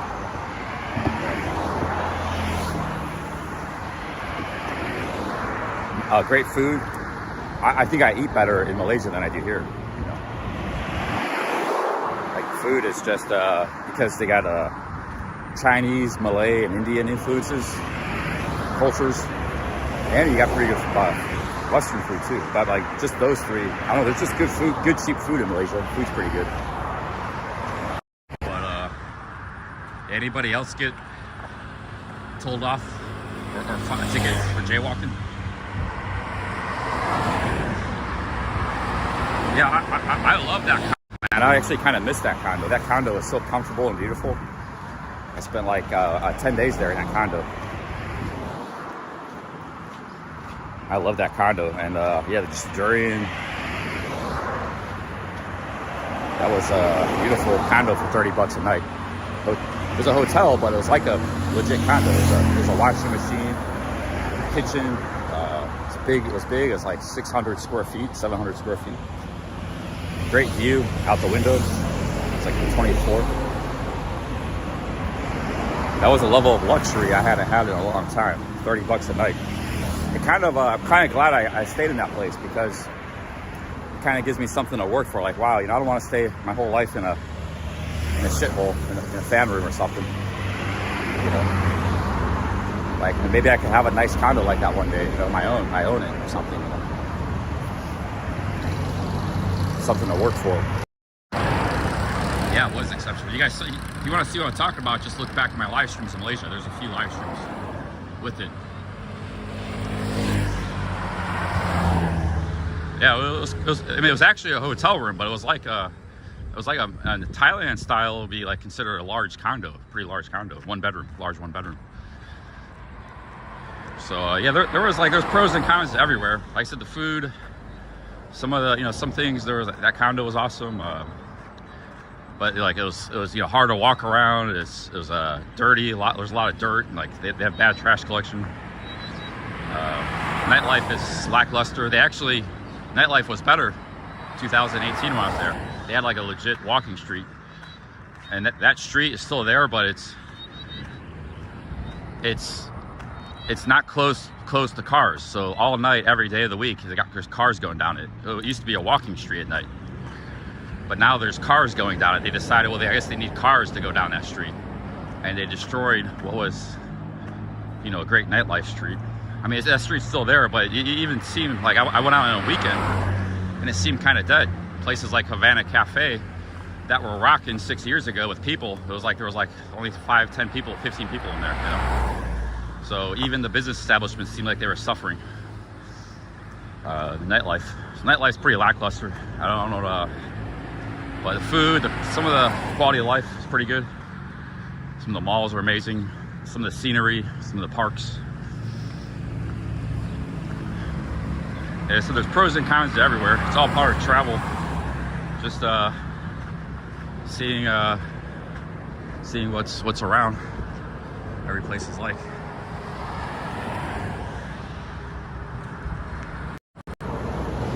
Yeah, where is Mudang? It's a baby hippo.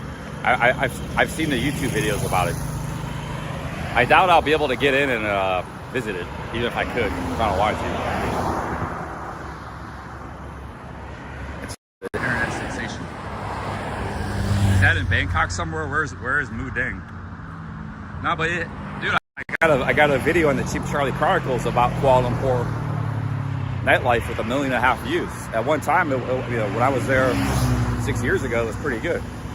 The pandemic hit it, and then bad urban planning too. Like, they had a great walking street, all these bars and nightclubs, and they said, oh, we gotta have cars go down the street. We gotta open it up to cars. Because I went back there like 1 in the morning on a Friday and Saturday night, and there was cars going down the street. So that kind of killed the party vibe of the place. Because the sidewalks are there's not really space to walk, and there's all these tables from the bars adjoining the street. So nobody's really hanging out there anymore. And you see it, like I said, you could see it with the discos and stuff. The bars, number of customers are way down. The bars are still hanging out in there on that street, but you know, the nightclubs I went into, a couple of nightclubs don't even exist anymore. They're out of business, and the one that was left had like nobody there. They had a live band. It was real nice inside, and there was nobody in there. So. Whereas 6 years ago, that place was always full every time I went there. It's called Havana Cafe. I even went there on a weekend. So that street is really struggling. And it's right in the middle of Bukit Bintang. You know, there's tons of tourists and people, and it's very busy. Yet that street, the nightlife street's not doing too good. And it's really the only nightlife street in that city. I mean, that's a nightlife street that's available for tourists. There might be some local places that are, you know, not really somewhere you'd want to go. So, yeah, at Kuala Lumpur, it's okay for a visit or a visa run. And I don't know if I'd want to live there. But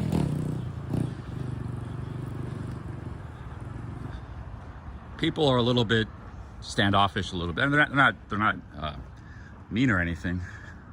They're just like anywhere else. It's not that they're not nice, but they're not like. The thing about Thailand, one of the reasons people really like Thailand is like a lot of people are exceptionally nice here, you know, which you don't see in most countries around the world. Like that guy that picked me up today in the rain when I was hitchhiking, you know. You see a lot of that, like almost on a daily basis. You see a lot of really nice people in Thailand, people smiling. And just a lot of you don't really get that in Malaysia either. It's just kind of like, Malaysia's kind of like anywhere else. You know, it's like Japan or Europe or.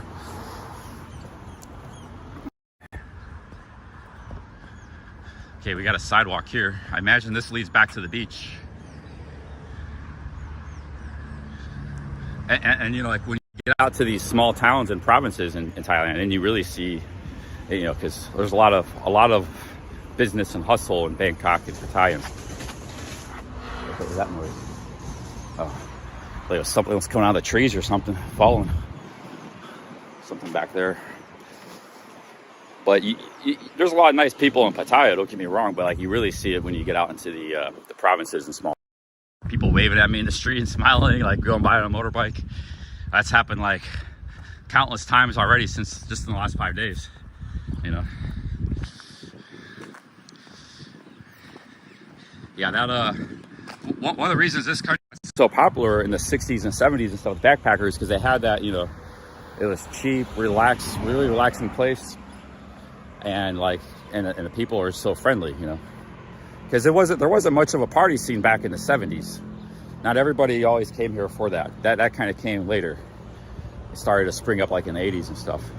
But backpackers, this was big on the backpacker circuit back in the 60s and 70s. The hippies, Thailand was like the #1 spot.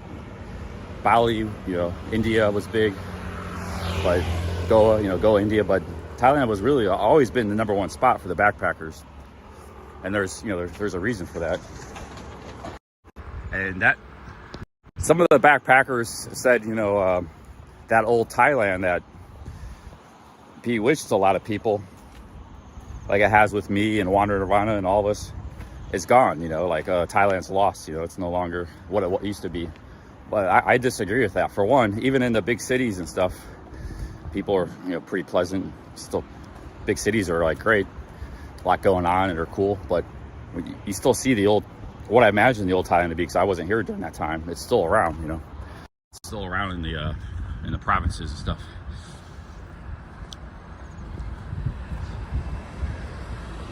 I mean, that's kind of what that movie, The Beach, was about back, and that movie was made in '99.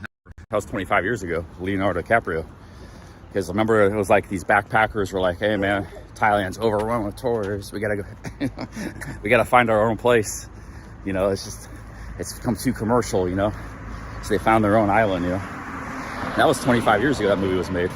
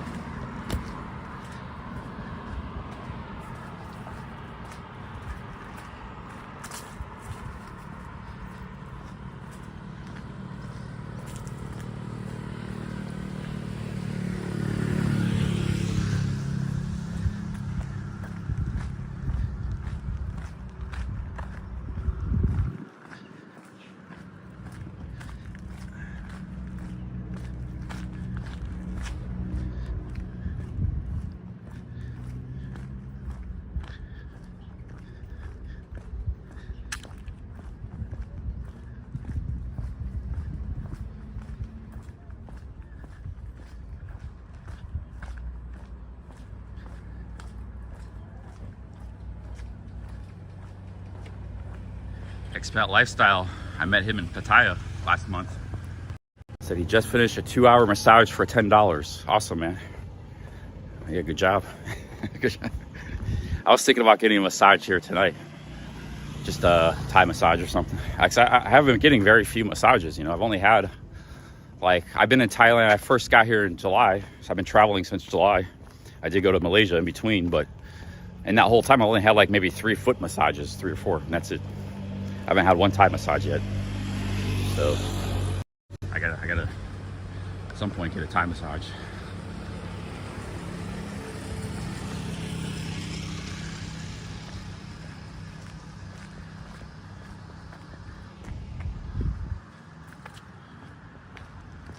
There's an Italian restaurant. Some of the best restaurants are just like in the middle of nowhere. There's a good Italian restaurant in Rayong. Me and Ross ate at.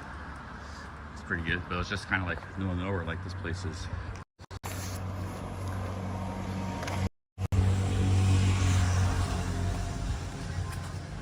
European and Thai food. Open from 5 to 9. Smells pretty good.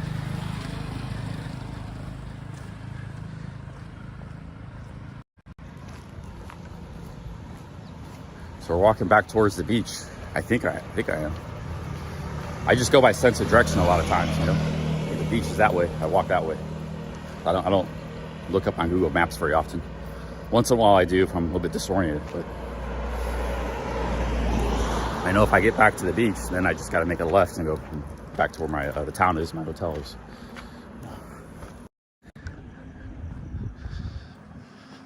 Because basically what I did is I started over there. I went down the beach and I cut over there to that restaurant. Now, if I know if I gotta go back, I basically just gotta go that way. And that's what I did. I came up here, and come over here, make a left, be back where I was, where I started. But I took a different route, you see, because I want to see different stuff. Like this place. Man, you don't see too many abandoned buildings like this, but, you know, in Thailand. That's definitely, it was a nice townhouse at one time. It's completely abandoned now.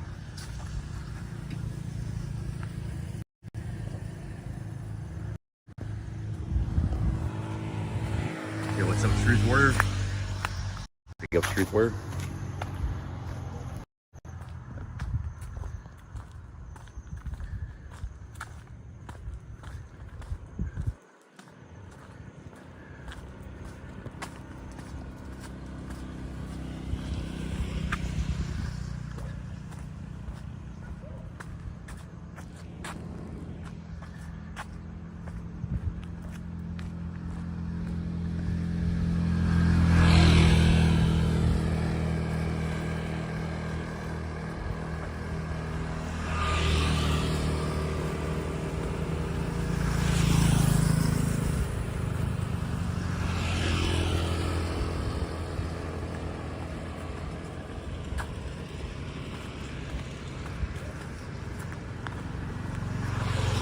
No, I actually watched The Beach afterwards. I didn't watch that movie. I probably didn't watch that movie the first time. I was just using that as an example, Sausage Dog, but I probably didn't watch that movie first time maybe like 2009 or 10 or something. After I'd already been coming to Thailand for years, so I watched it because it was about Thailand, but that was after the fact, you know. I didn't see it when it originally. I was never a big movie watcher or goer, but I did like that movie. I actually wouldn't mind watching it again because I probably haven't watched it in 15 years, so I might watch it again.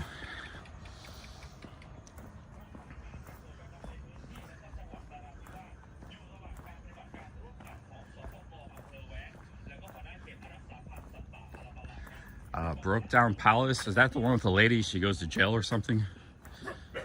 Yeah, I think I may have watched that. Hey guys, what are you doing? What are you doing? Hey, go on. What do you want? What do you want, huh?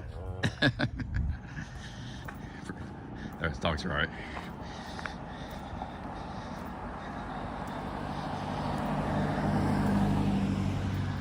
One day though, one of those dogs could be aggressive because, you know, I was pretty close to him.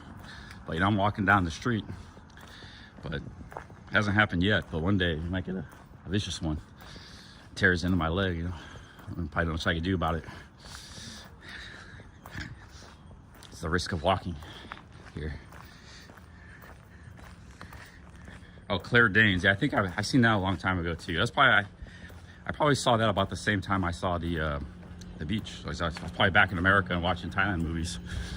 Not that there hasn't been that many Thailand movies. Maybe like a half a dozen in the last 25 years produced. Like there was that one with Nicolas Cage, which was terrible. There hasn't been that many Thailand movies, but Nicolas Cage is an actor. But he even said himself he was just doing a bunch of crappy movies for a long time. Like he's been in hundreds and hundreds of movies, and a lot of them weren't very good. But he's been in some great movies too. He's a good actor. I don't know why he did. I think he had like a debt problem or something. So he was just working. He got in financial troubles like 15 years ago. So he was just going like every kind of movie, left, right, and center. He was just signing up for.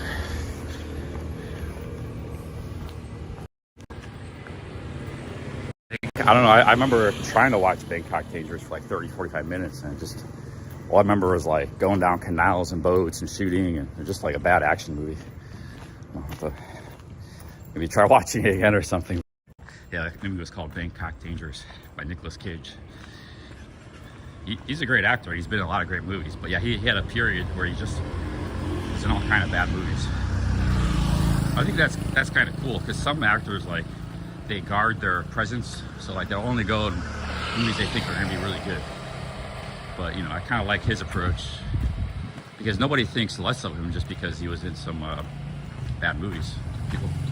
People really acknowledge him as a great actor, you know, because he's been in a lot of good ones too. Hey guys, hey, I gotta walk, guys. I gotta walk, so you guys gotta chill. Hey, it's all right.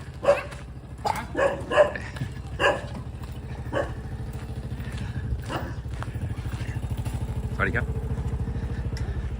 Dogs everywhere. Hey, you guys are good, huh? You guys are good. Most of the dogs those are chill dogs. They're just not used to seeing pedestrians, you know. They're used to seeing motorbikes, especially a big dude like me walking down the street, big fairing. But hey, I gotta walk where I gotta walk, man. I got a path. Sometimes I'll cross the street, but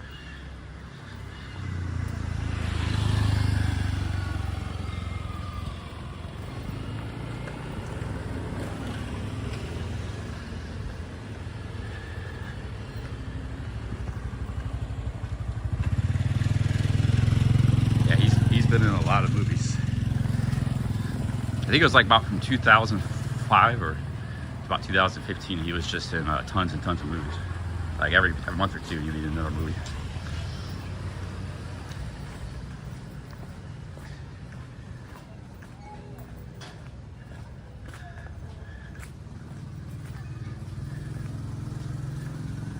Yeah, that's true, Mario. Yeah, Josh had a bad motorbike accident too. He's had some. That's another guy that said he came to Thailand because of my videos back in the day. All these people came here because they watch my Cheap Charlie Chronicles, and now he's been living in Thailand for years. He told me that too. Like another guy that came here because of that. He with me a few times in Sexy Bar. He gave me he gave me a few nice super chats, like 1,500 Thai baht a few times. But I think he's he's living his life and he's not involved with YouTube at all anymore. He moved on from YouTube.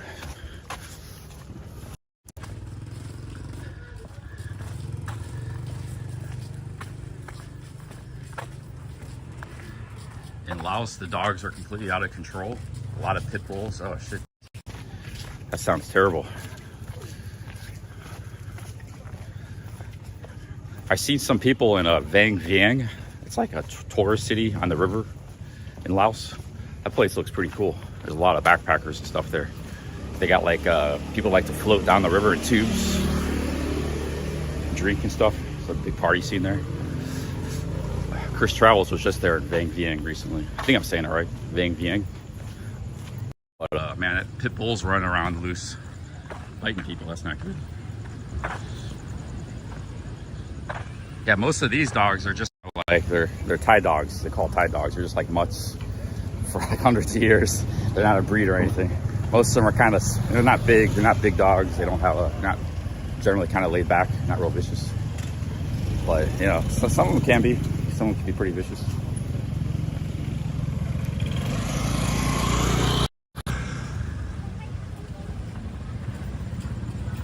Yeah, I think I might want to go to Laos. Just the capital and Vientiane Vientiane. Probably that's it.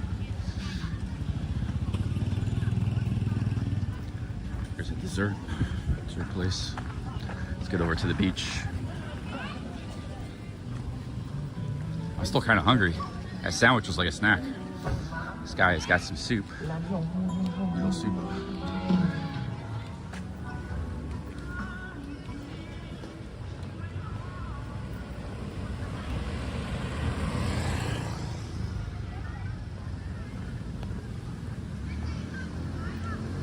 Oh, it's over tourism Rantillion? Yeah, I don't know much. I only spent like 4 hours in Laos on a visa run. I didn't even spend the night, so I don't know much about the country.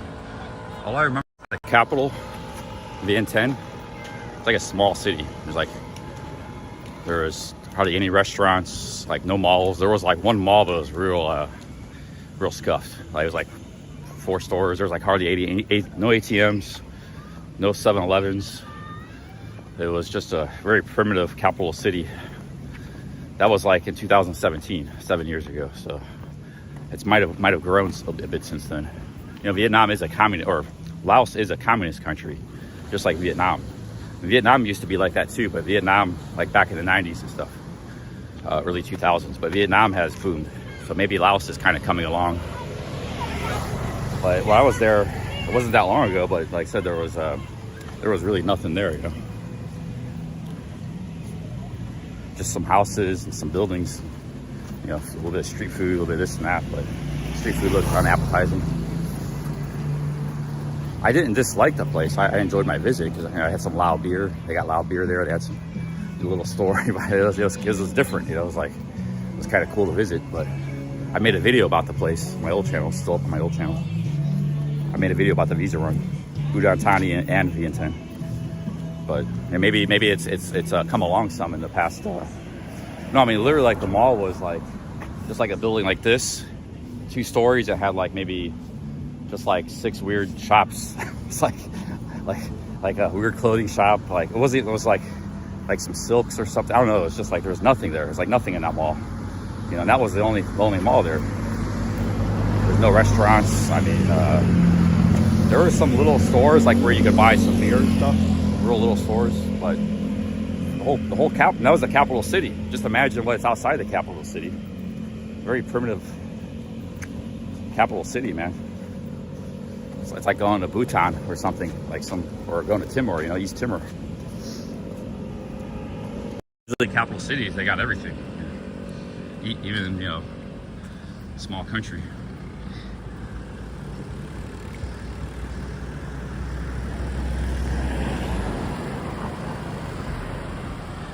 Yeah, but maybe I'll revisit Laos, because I see people streaming.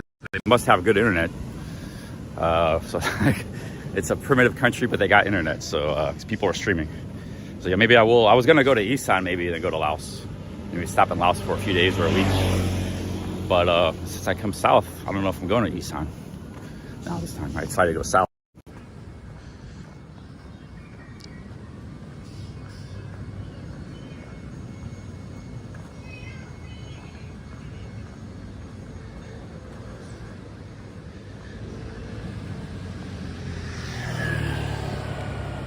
Man, I'm just really starting to sweat here. Very humid.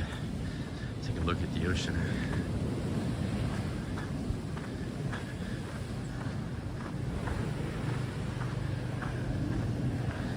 I gotta send Wander a message about email about something he's gonna find very interesting. He's probably sleeping now, but I'll send him an email later. 6 a.m. in Los Angeles.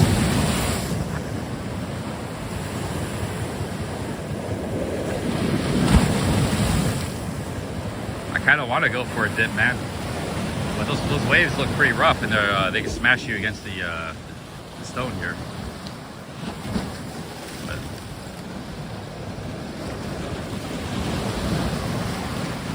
just gonna sit here for a little while and enjoy the waves. See, there's nobody here. Nobody in these beach chairs. It's all the way down the beach. There's very few people. They come here for like one night, Friday night or something, or Saturday, and that's it. They're gone. You have the whole beach to yourself here. Just like Sean Taylor said last night. That's his name on YouTube, Sean Taylor.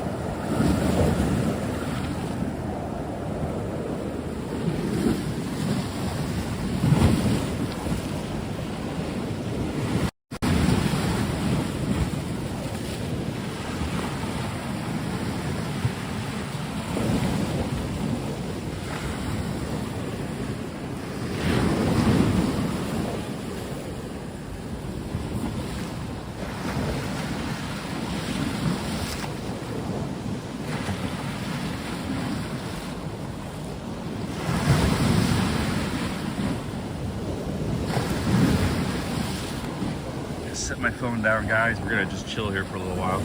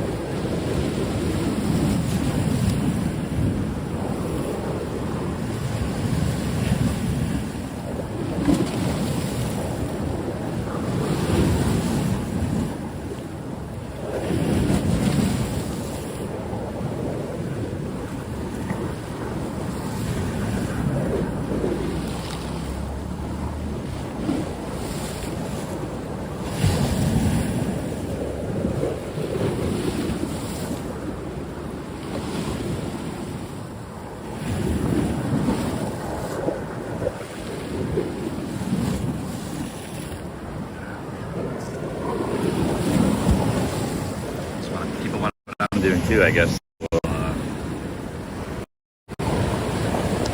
Camera on the waves. You can sit in a chair, but it's actually pretty comfortable sitting on these steps.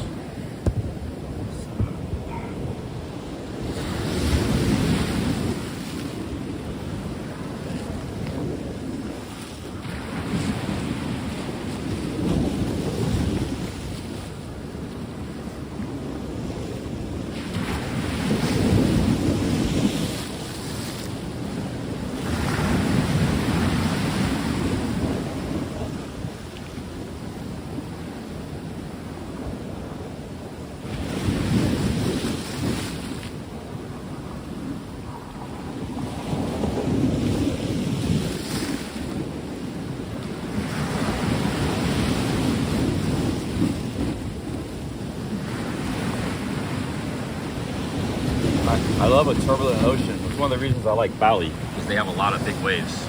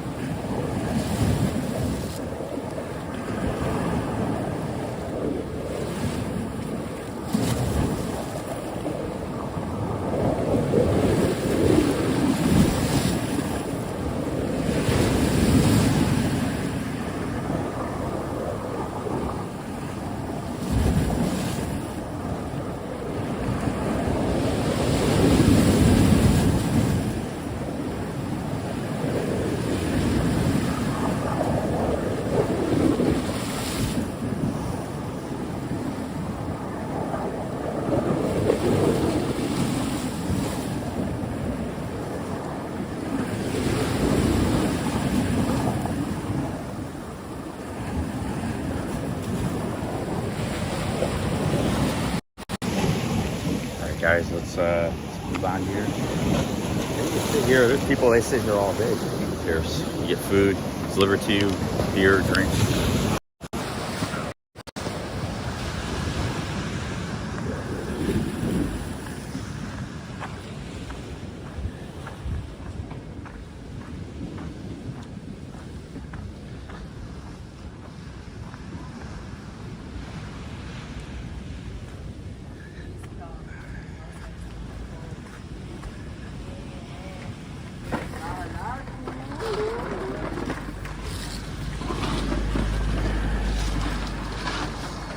there's a hotel for sale. 600 baht a night.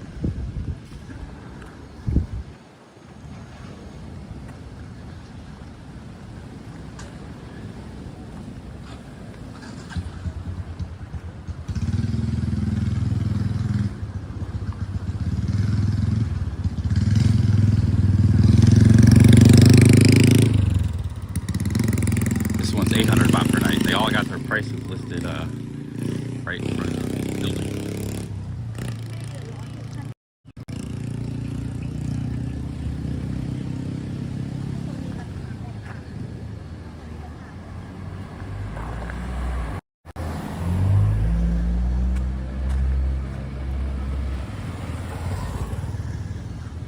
Yeah, Hua Hin down the coast doesn't have a very nice beach either. I've been there before, but it's still a beach on the coast. I wonder what these things are, man. Under cephalopod. Anybody know what that is? Live seafood. Maybe I'll get some dinner here, guys. We got food. Get some tom yum goong.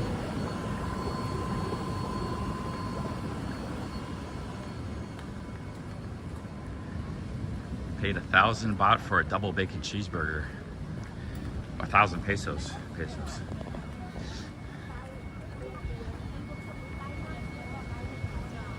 a 5-star lifestyle, man. Lifestyle.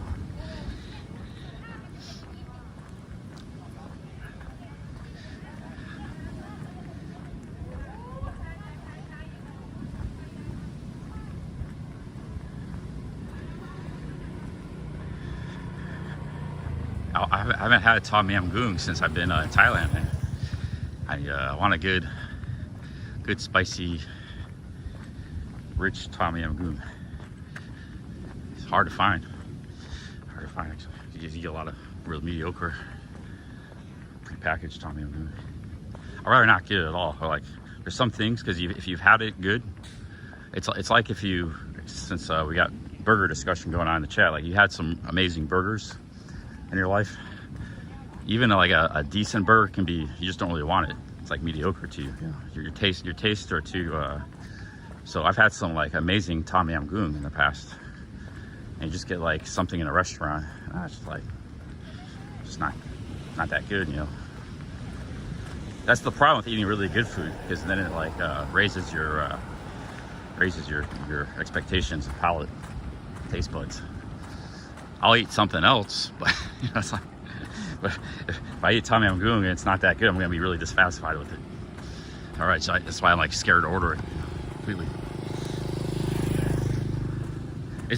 That's the kind of dish too that there's great variance. You know, there's a great variance between bad, mediocre, and good, and really good.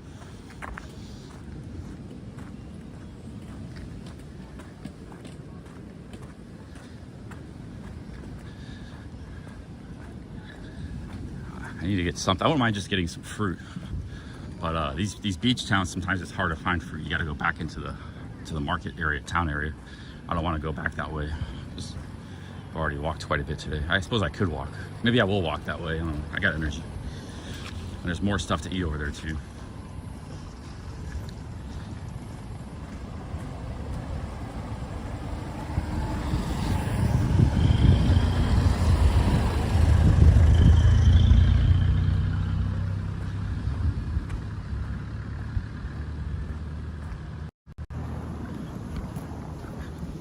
We got 236 in the chat, guys. Big ups. Welcome to Cham, Thailand. It's very quiet here. A very quiet Sunday night. This is a very quiet town. No traffic. Look, there's not. This is the main road, beach road.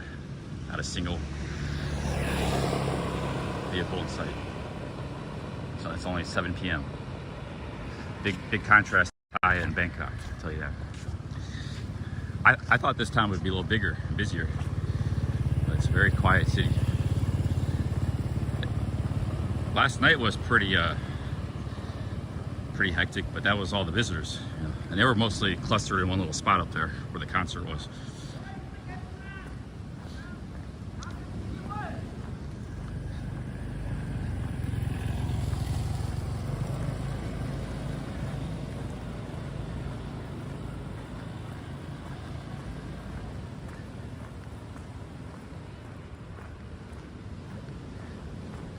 This is kind of like a suburb of Hua Hin.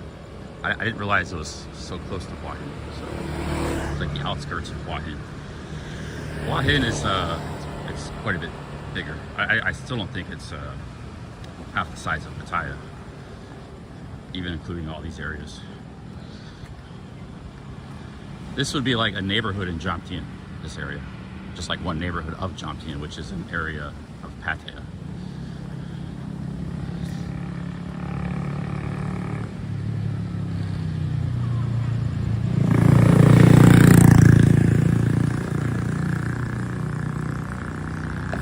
See the reason that dude swerved? Because they go around the speed bumps. So he didn't want to slow down for the speed bump.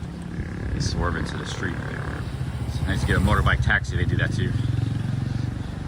Like, why is this guy swerving all the time? It's like,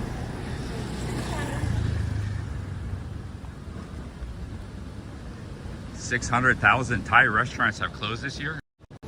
Are you serious? Where'd you hear that? That's a crazy statistic. But like, that's a crazy statistic. There's no way, dude. You gotta be exaggerating. Because that's just like, there's no 600,000 restaurants in all of Thailand. Period. That's an enormous number. Maybe 6,000 restaurants have closed.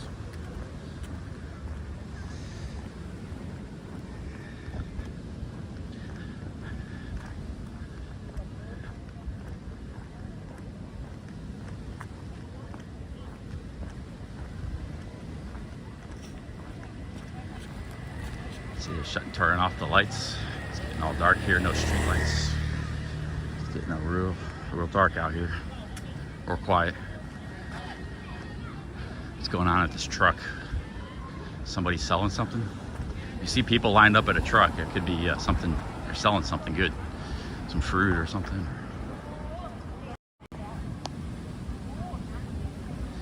What's going on here? See what they're lined up for.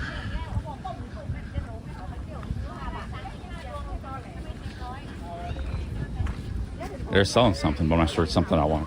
It's like some kind of fish stuff.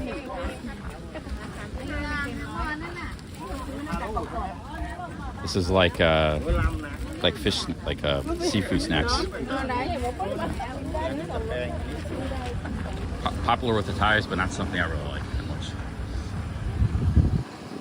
Like dried seafood snacks. A lot of times they're slightly sweetened and stuff. I don't like it. I can eat it, I just don't like that much.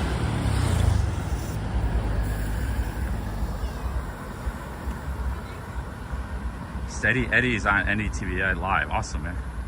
Yeah, big ups to NDTVI and Steady Eddie. Chat said they were talking about me earlier, so I'll have to go back and look back at the live stream.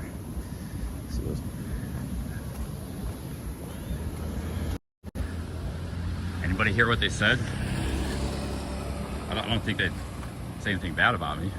Nick's always been nice to me. He's even invited me on his show before. Yeah, this stream today, they were talking about me, they said in the chat. Or maybe people are just joking. I don't know.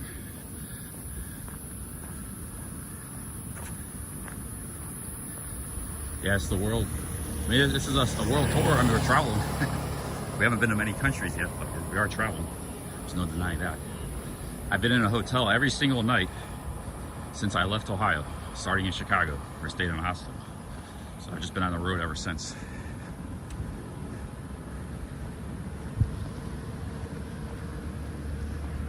Oh, really, Chi-Chi? He said I'm the biggest, baddest streamer. That's pretty cool. That's a nice compliment. Very nice compliment.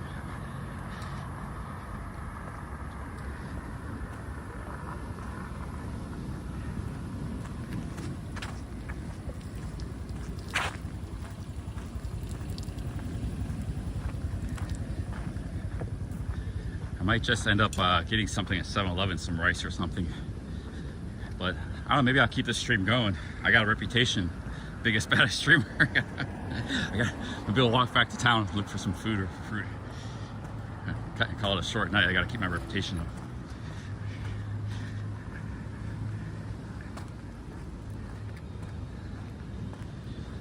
No, he's a big channel and a big streamer. He streams every Sunday, or you know, he's got a big audience, a lot bigger than mine.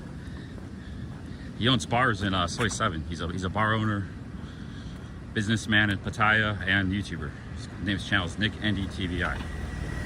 His videos, live streams. I don't know him that well, but yeah, I've met him a few times.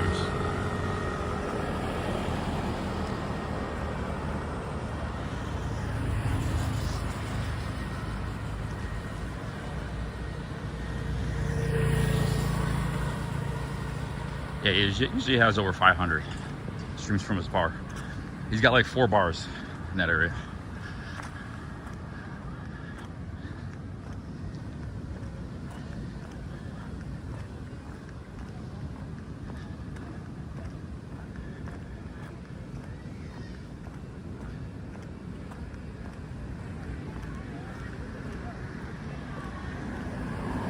I'm kind of hot though. That's why I was thinking about calling it an early stream.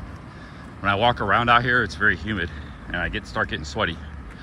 I found that restaurant right at I was starting to break out in sweat, so I was in the aircon, so I was pretty good there.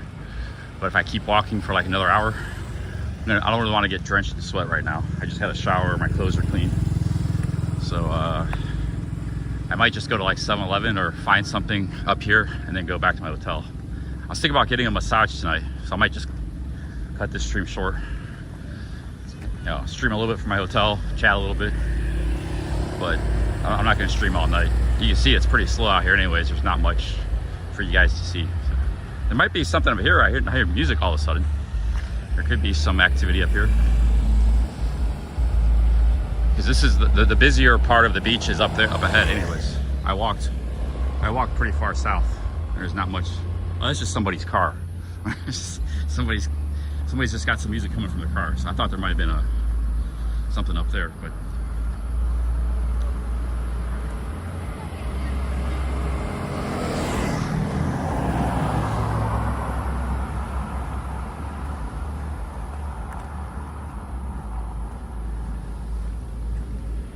yeah, I'm starting to break out in sweat. There's a 7-Eleven coming up, so I'm gonna go there, get something to drink.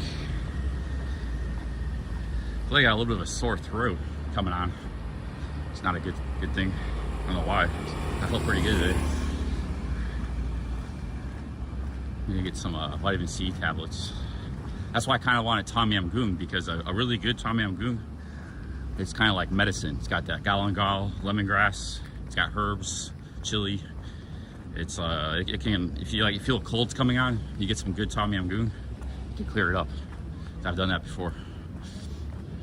It's just so damn hard to find. I mean, I'm sure there's Tom Yam. I saw a lady walking down the street carrying a giant tray with Tom Yam Goong and soup, or a bunch of fried rice. Both looked really good. Thai's got their own style of fried rice. It's very good. They got like different types of fried rice. You can get a really nice meal with the soup and the fried rice. But I just don't know where to get it, you know, because a lot of these restaurants you go in and get something, and it's not what I saw, you know, it's not the same thing. You just don't know. It's hard to find good Tom Yam Goong. It's like the Thais don't tell you, and the tourists don't know themselves. A lot of tourists are clueless, kind of. I mean, just to be frank, it's just the way it is. They're leaving reviews. They don't know what's good and what's not, you know. So you're just in the dark all the time, unless you know the area and the restaurants. You gotta figure it out yourself by trial of error. Otherwise, it's really, I mean, by process of trial and error.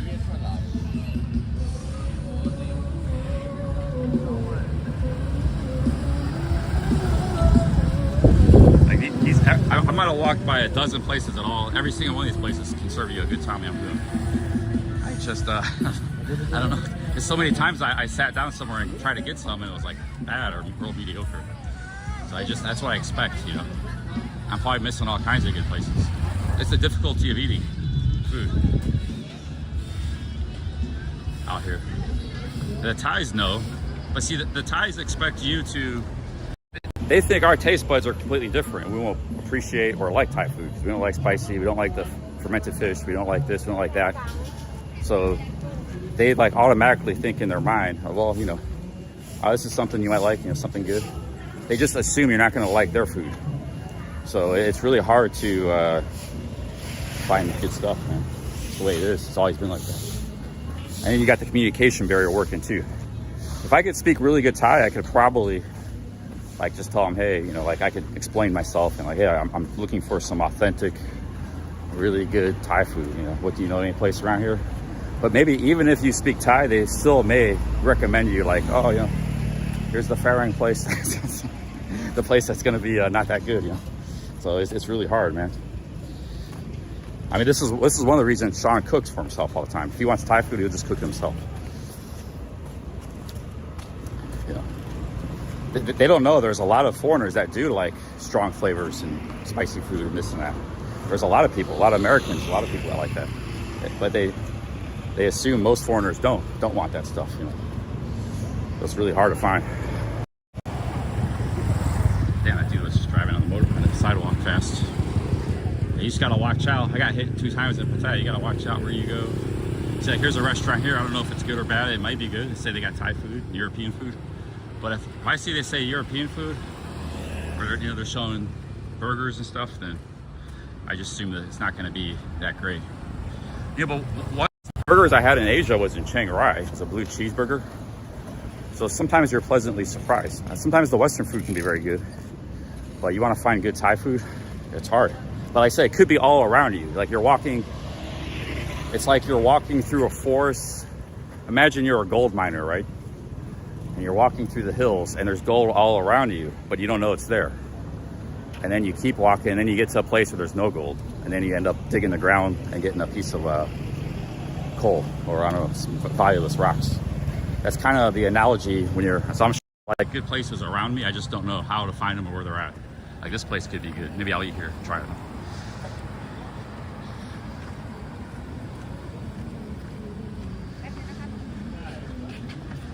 It's a great, I think this is, you get good food in Malaysia because they don't really do that. It's not like there's no double standard of food. So like you just get what the locals eat and it's pretty good there, you know. So, why food's always good and cheap in Malaysia. I think all the Europeans that don't like spicy food that cause this problem, they're the ones to blame. No spicy, please. Because I bet you some of those people freaked out, man. They traumatize these chefs and stuff. Like, oh my God, they got a little spicy. They're like spitting out their food and like causing a big commotion, yelling. You know, there's some people are rude, just straight up. I've seen people yell in restaurants and stuff, yelling at staff. So it's like, they're like, this place was pretty good. I had spaghetti yesterday, but you know, I don't want spaghetti, I want Thai food.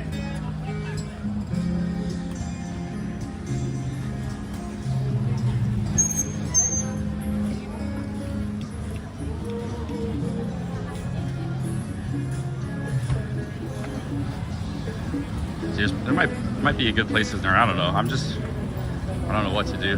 The food situation's actually kind of tough in Thailand. There's good food all around, but it's like gold in the hills. You don't know where it's at or how to get it. Even you ask people, and it's like they don't know either. In a way, it's also like it's the consideration of the Thais because they're thinking about you, what you want. They're not thinking about themselves and what they want. So it's sometimes too much consideration. Like, I want to know what you like. We had the same problem in Cambodia, me and Sean. We were asking the guy, like, what kind of food do you like? Show us that food. And instead he took us to like this restaurant he takes all the foreigners to. Maybe he gets a kickback from or something. But, you know, they're trying to be considerate. It's like they assume they know our taste buds. Oh, they want to recommend something that they think we like. But I want to eat the food that you like. You know? But at the same time, too, sometimes they like some weird stuff like the chicken feet, things like that even I don't like. I'm a pretty adventurous eater, so it's a tough situation because they might love chicken feet and all this weird stuff, pork blood soup, and they don't want to recommend you that. So, you know, it's just like it's a no-win situation. It's like, because a lot of people do like that stuff, like the snails, the insects, all that stuff. You know? So they like the som tam. You know, very few foreigners eat som tam. That's the food like you see in the streets in Pattaya. That pretty much every lady, every person eats every day. They eat the som tam, the papaya salad, what's made with like the rotten fish sauce, and almost no foreigners eat that. I can eat it. I eat it sometimes. I don't dislike it, but it's not like my favorite dish or anything. But I will eat that. And when you go to a somtam stand, they're like kind of amazed that you even want to eat it, you know.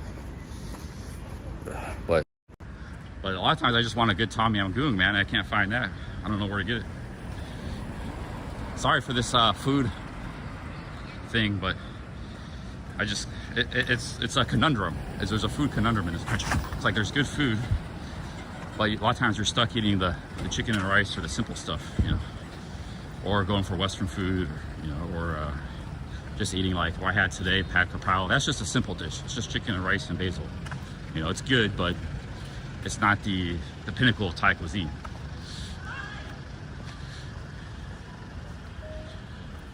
The Thai cuisine is actually one of the greatest, most varied and complex. That's the other problem. It's just so complex.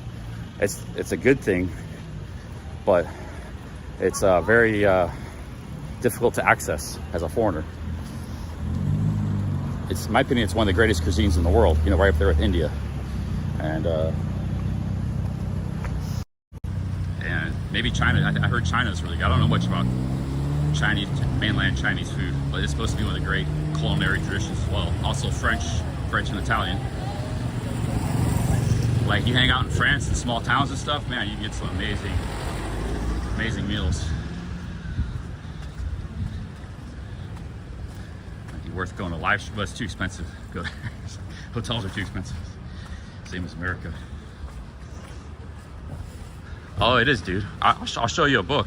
That's because you're just eating fried rice and like noodle soup and stuff. You're eating the basic stuff. Maybe, you know, some tom yum goong and stuff once in a while, but or chicken green curry or masamangai. That's just the simple, the common stuff. There's all kinds of dishes, dude. It's incredibly complex. All kinds of ingredients, flavors, you know. And I'm the same way because I can't find the other stuff, or I don't know what it is or how to find it. I don't even know much about Thai food. I know the simple stuff too. That's what I know. Years of coming here, you almost have to break it down. If I really wanted to get down to but first you got to learn Thai. You got to learn all the words, all the food words. You don't have to be fluent in Thai, but you need to know most of the food words. You need, you know, you could watch tons of Mark Wiens videos. Just watch tons of food videos. Start like you got to start writing it down. Get some cookbooks. There's a great cookbook in the that's got pictures of all the dishes and stuff. You actually have to study it and try to figure it out because it's actually incredibly complex. And then you might have some knowledge. Then you could go in and you'd be equipped with knowledge. You go in places, hey, I want this. You have it like this, that way. I don't like, no. You break it down and you can speak in Thai about it. I could probably do that if I spent a couple of weeks. I could study, like I said, watching tons of YouTube videos, learning more Thai food words. I know some, but I know a lot more. And you really have to start breaking it down. Because otherwise, it's just like it's an impenetrable maze.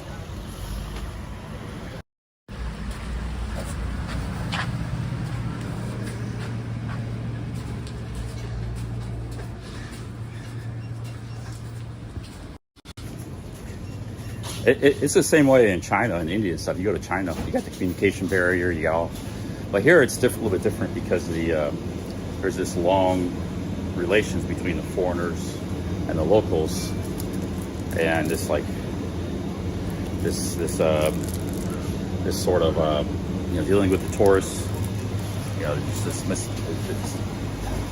there's like a way of doing things that's become standard, you know. Restaurants and food and stuff. It's like a wall. It's hard to break, get past. If you want to get past it, you gotta be like Mark Wiens and really study it. Even use him as a resource. It's like, yeah, that's why Mark Wiens' his shirt is, if it's not spicy, I'm not eating it. You know, hell, even buy that shirt. Really, the thing with Mark Wiens is he's Asian, so they just kind of, oh, you know, he likes the same food we like. You know, because you know he's American, he's Asian. But you gotta be like him, basically. I'm just gonna like get some snack. I got some snacks in my room. Get some juice. This is what I'm gonna eat.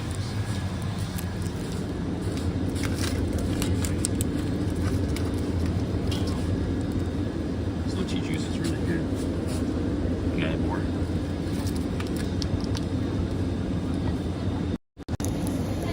But you know, Wiens does do a great job of breaking it down. He's made probably well over 100 Thai videos. made videos all around the world, but a lot in Thailand as well. So if you actually just sit down, study them, start taking notes, break it down, start learning words, you could become knowledgeable about it.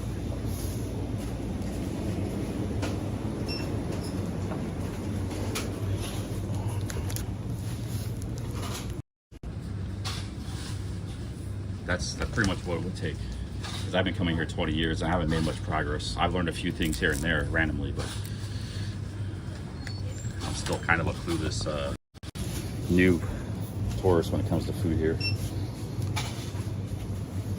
Definitely no expert, far from it. Fuck, I might do that right now, man.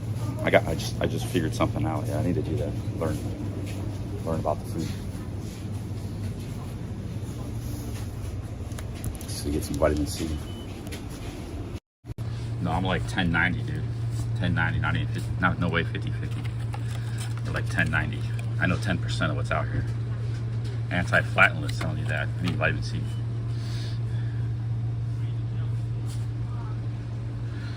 I guess there's plenty of vitamin C in this juice.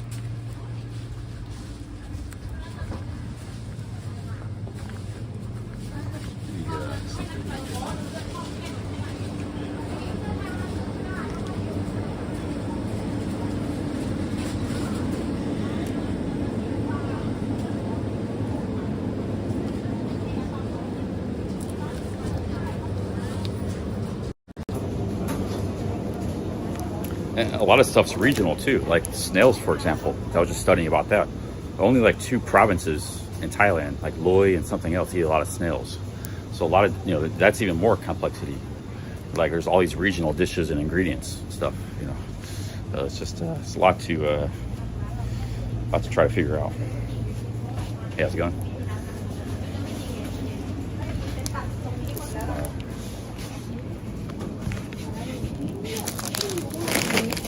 Are you visiting town, or Sorry? are you visiting town? Yeah. I haven't seen too many foreigners here. Yeah, that's why I was listening. Oh, someone is talking English here. Oh yeah, where are you from? Finland. Finland. Oh, nice to meet you. Where are you from? America. Okay. United States.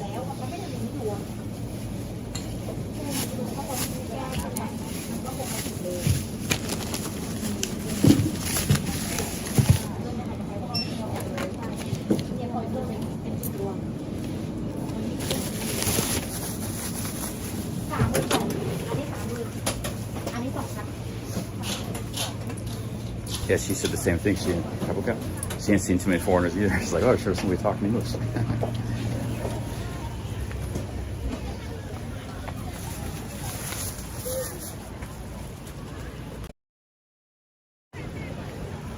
So, the thing about it for me is like, I'm not a hardcore foodie, but I do enjoy food. I'm an adventurous eater, and it's a big part of travel. I don't want to be missing out on all the good stuff, all the time. And sometimes I get lucky and I get a really good plate of food, but I feel like I'm just I'm like in a miner in a hills of gold and don't know how to access the gold. It's all around you, but you don't know how to get it. And the only way to you gotta study basically for a week or two and conquer it. It's the only way.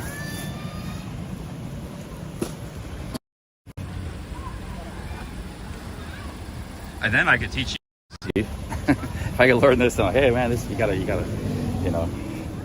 I like he maybe teach Song a bunch of stuff because like he kind of gave up trying to figure it out. He knows some good Thai dishes and he can cook them, but he doesn't know a whole lot about them. He never eats out. He doesn't know a lot about Thai food. He knows the most famous dishes like larb moo, larb gai, som tam.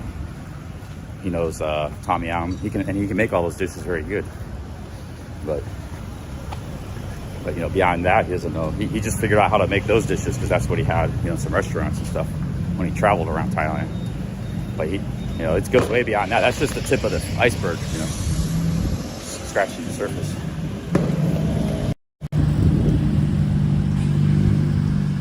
So I gotta try to figure. Anybody, you guys could study it too. Like you guys could go to Mark Wien's study. Like I said, you probably need to learn a little language too, especially if you want to go into restaurants and try to tell them what you want and need. And so it's like a combination of you just got to do research. That's all. Take some time. I saw a book in Central Mall in Pattaya. It had like 200 Thai dishes, how to cook them.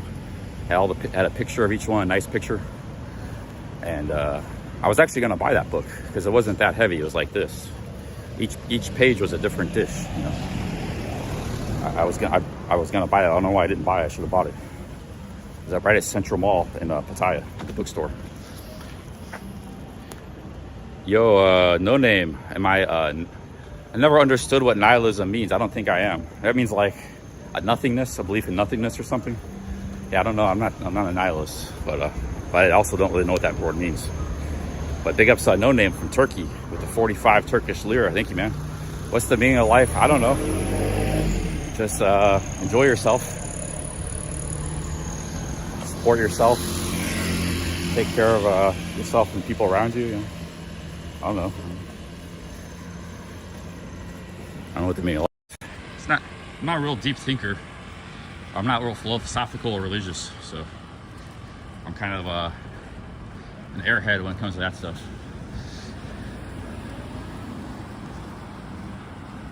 I'll be a deep thinker when it comes to urban planning or economics or history, but philosophy, religion, and that kind of stuff, I don't want to think about it too much. I think too much about philosophy. That's a good way to be unhappy. All the philosophers were very depressed people, and they didn't really achieve or anything. They didn't solve any mysteries. They didn't have any breakthroughs. You know, all the great philosophers of history, in my opinion. Like the Thais have a saying, don't think too much. Don't think much. Philosophers are guilty of thinking way too much, man. My advice is don't think too much. Just be happy, don't worry.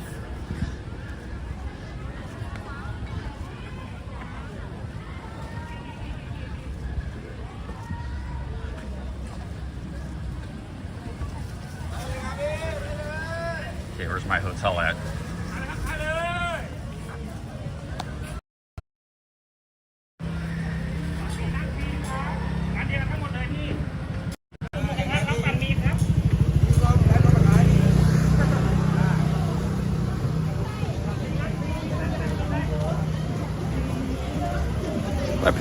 Places like Pattaya are a good place to kind of like have fun, let go of your worries, just have a good time. But also it can be a double-edged sword. Like you can get carried away with that, where you lose everything, your life savings, your health.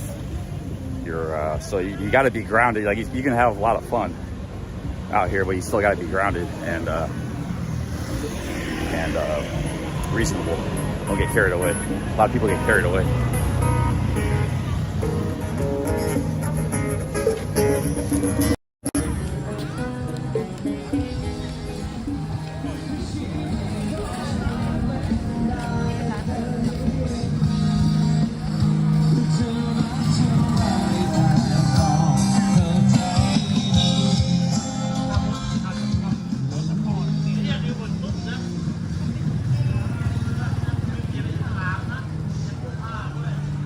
To the Turkish lira, thank you. No name.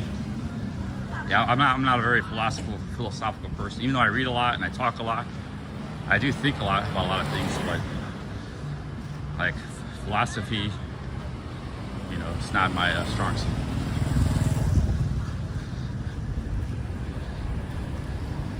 Okay, guys, let's go back to my hotel. I don't know where. I heard he was from Chicago, but he's American. He's full.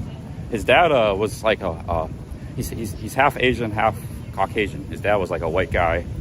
He worked in Africa. Some of Mark Wiens' first videos were in Africa. He used to do some food videos in Africa. If you look, those videos are sub, you can look way back on his channel from 15 years ago. Sort by the oldest videos. I like some of those old videos of his. But and his mom, I believe, was Chinese or something. So he's like, but he looks more Asian than Caucasian. When he's in Asian country, people probably just think he's Asian, you know.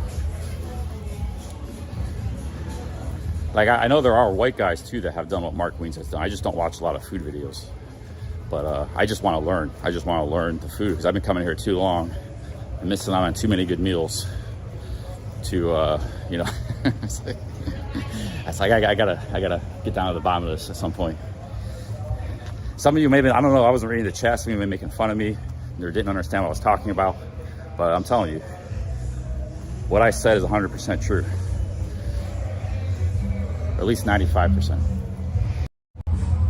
It's very, very difficult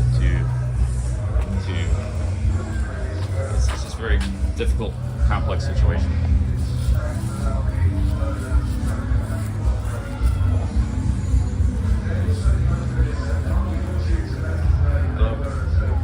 What time do you close? What time finish?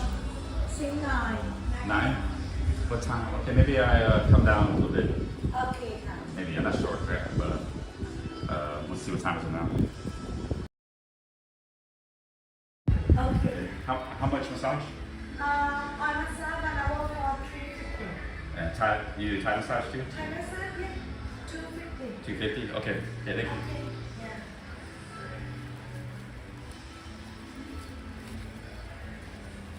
Close at 9, might get a massage. Staying up in the massage place, my room.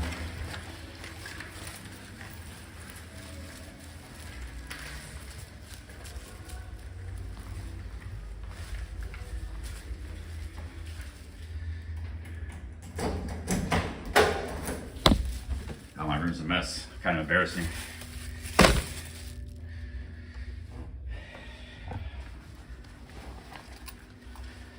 Yo, Whitaker. I know the name. I don't know. I haven't read anything by him. Big ups, Whitaker. Yeah, I used to be a voracious reader, so I know the names of philosophers, but anytime I would try to read them or something, it just sounded like a bunch of mumbo jumbo. Maybe I just wasn't intelligent enough to comprehend what they were trying to get at, but I wasn't a big philosophy fan back when I was a big reader. I liked economics and history and stuff more, urban planning. All right, guys, well, my room's a mess. I guess I'm gonna close the stream. I'll keep it going for another 10 minutes.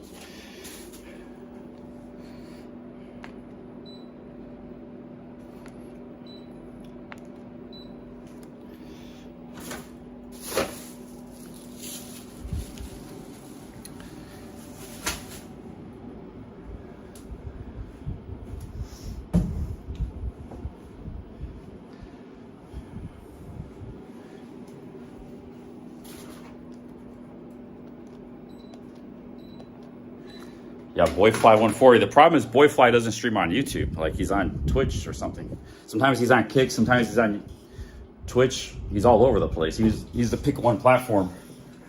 If he was on YouTube, I'd probably watch him some more. Nobody's on YouTube anymore, man. Everybody's on Kick or...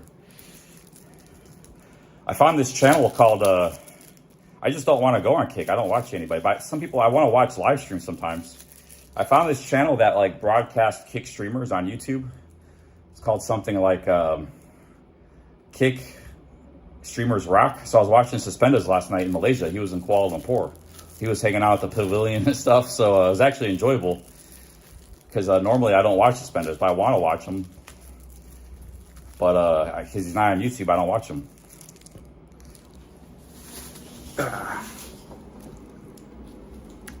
Yeah, I know most of the big names, but I don't know much about philosophy.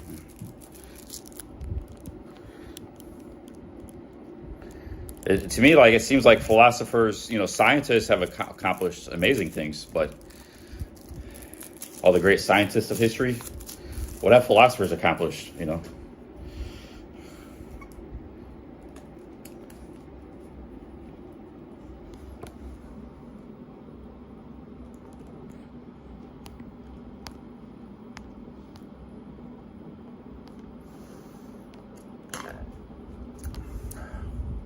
Yo, big ups Whitaker. Thanks for that, Aussies, man. Whitaker, your name is so long, I can't see how much you super chatted because it goes off the screen. It just says, this was that's why I said thanks for the Aussies, but it says Whitaker Winstanley III. Then I see an A and a dollar, and then it just says ... So I don't, it's a blue bar, so I assume it's like a few bucks. But I just let you know, I can't see how much actually it is because then it just stops the message. He sent me a few super chats yesterday too. I didn't know how much it was, but thank you for the super chat. 3. Yeah, I can't see that on my phone. Yeah, big ups, Whitaker. Oh, Boyfly140 is live on YouTube. Okay, I'll have to check him out. I'm not sure I'm subscribed to him. So let's shout out Boyfly140. Is that still the name of his channel? Or is he called something else?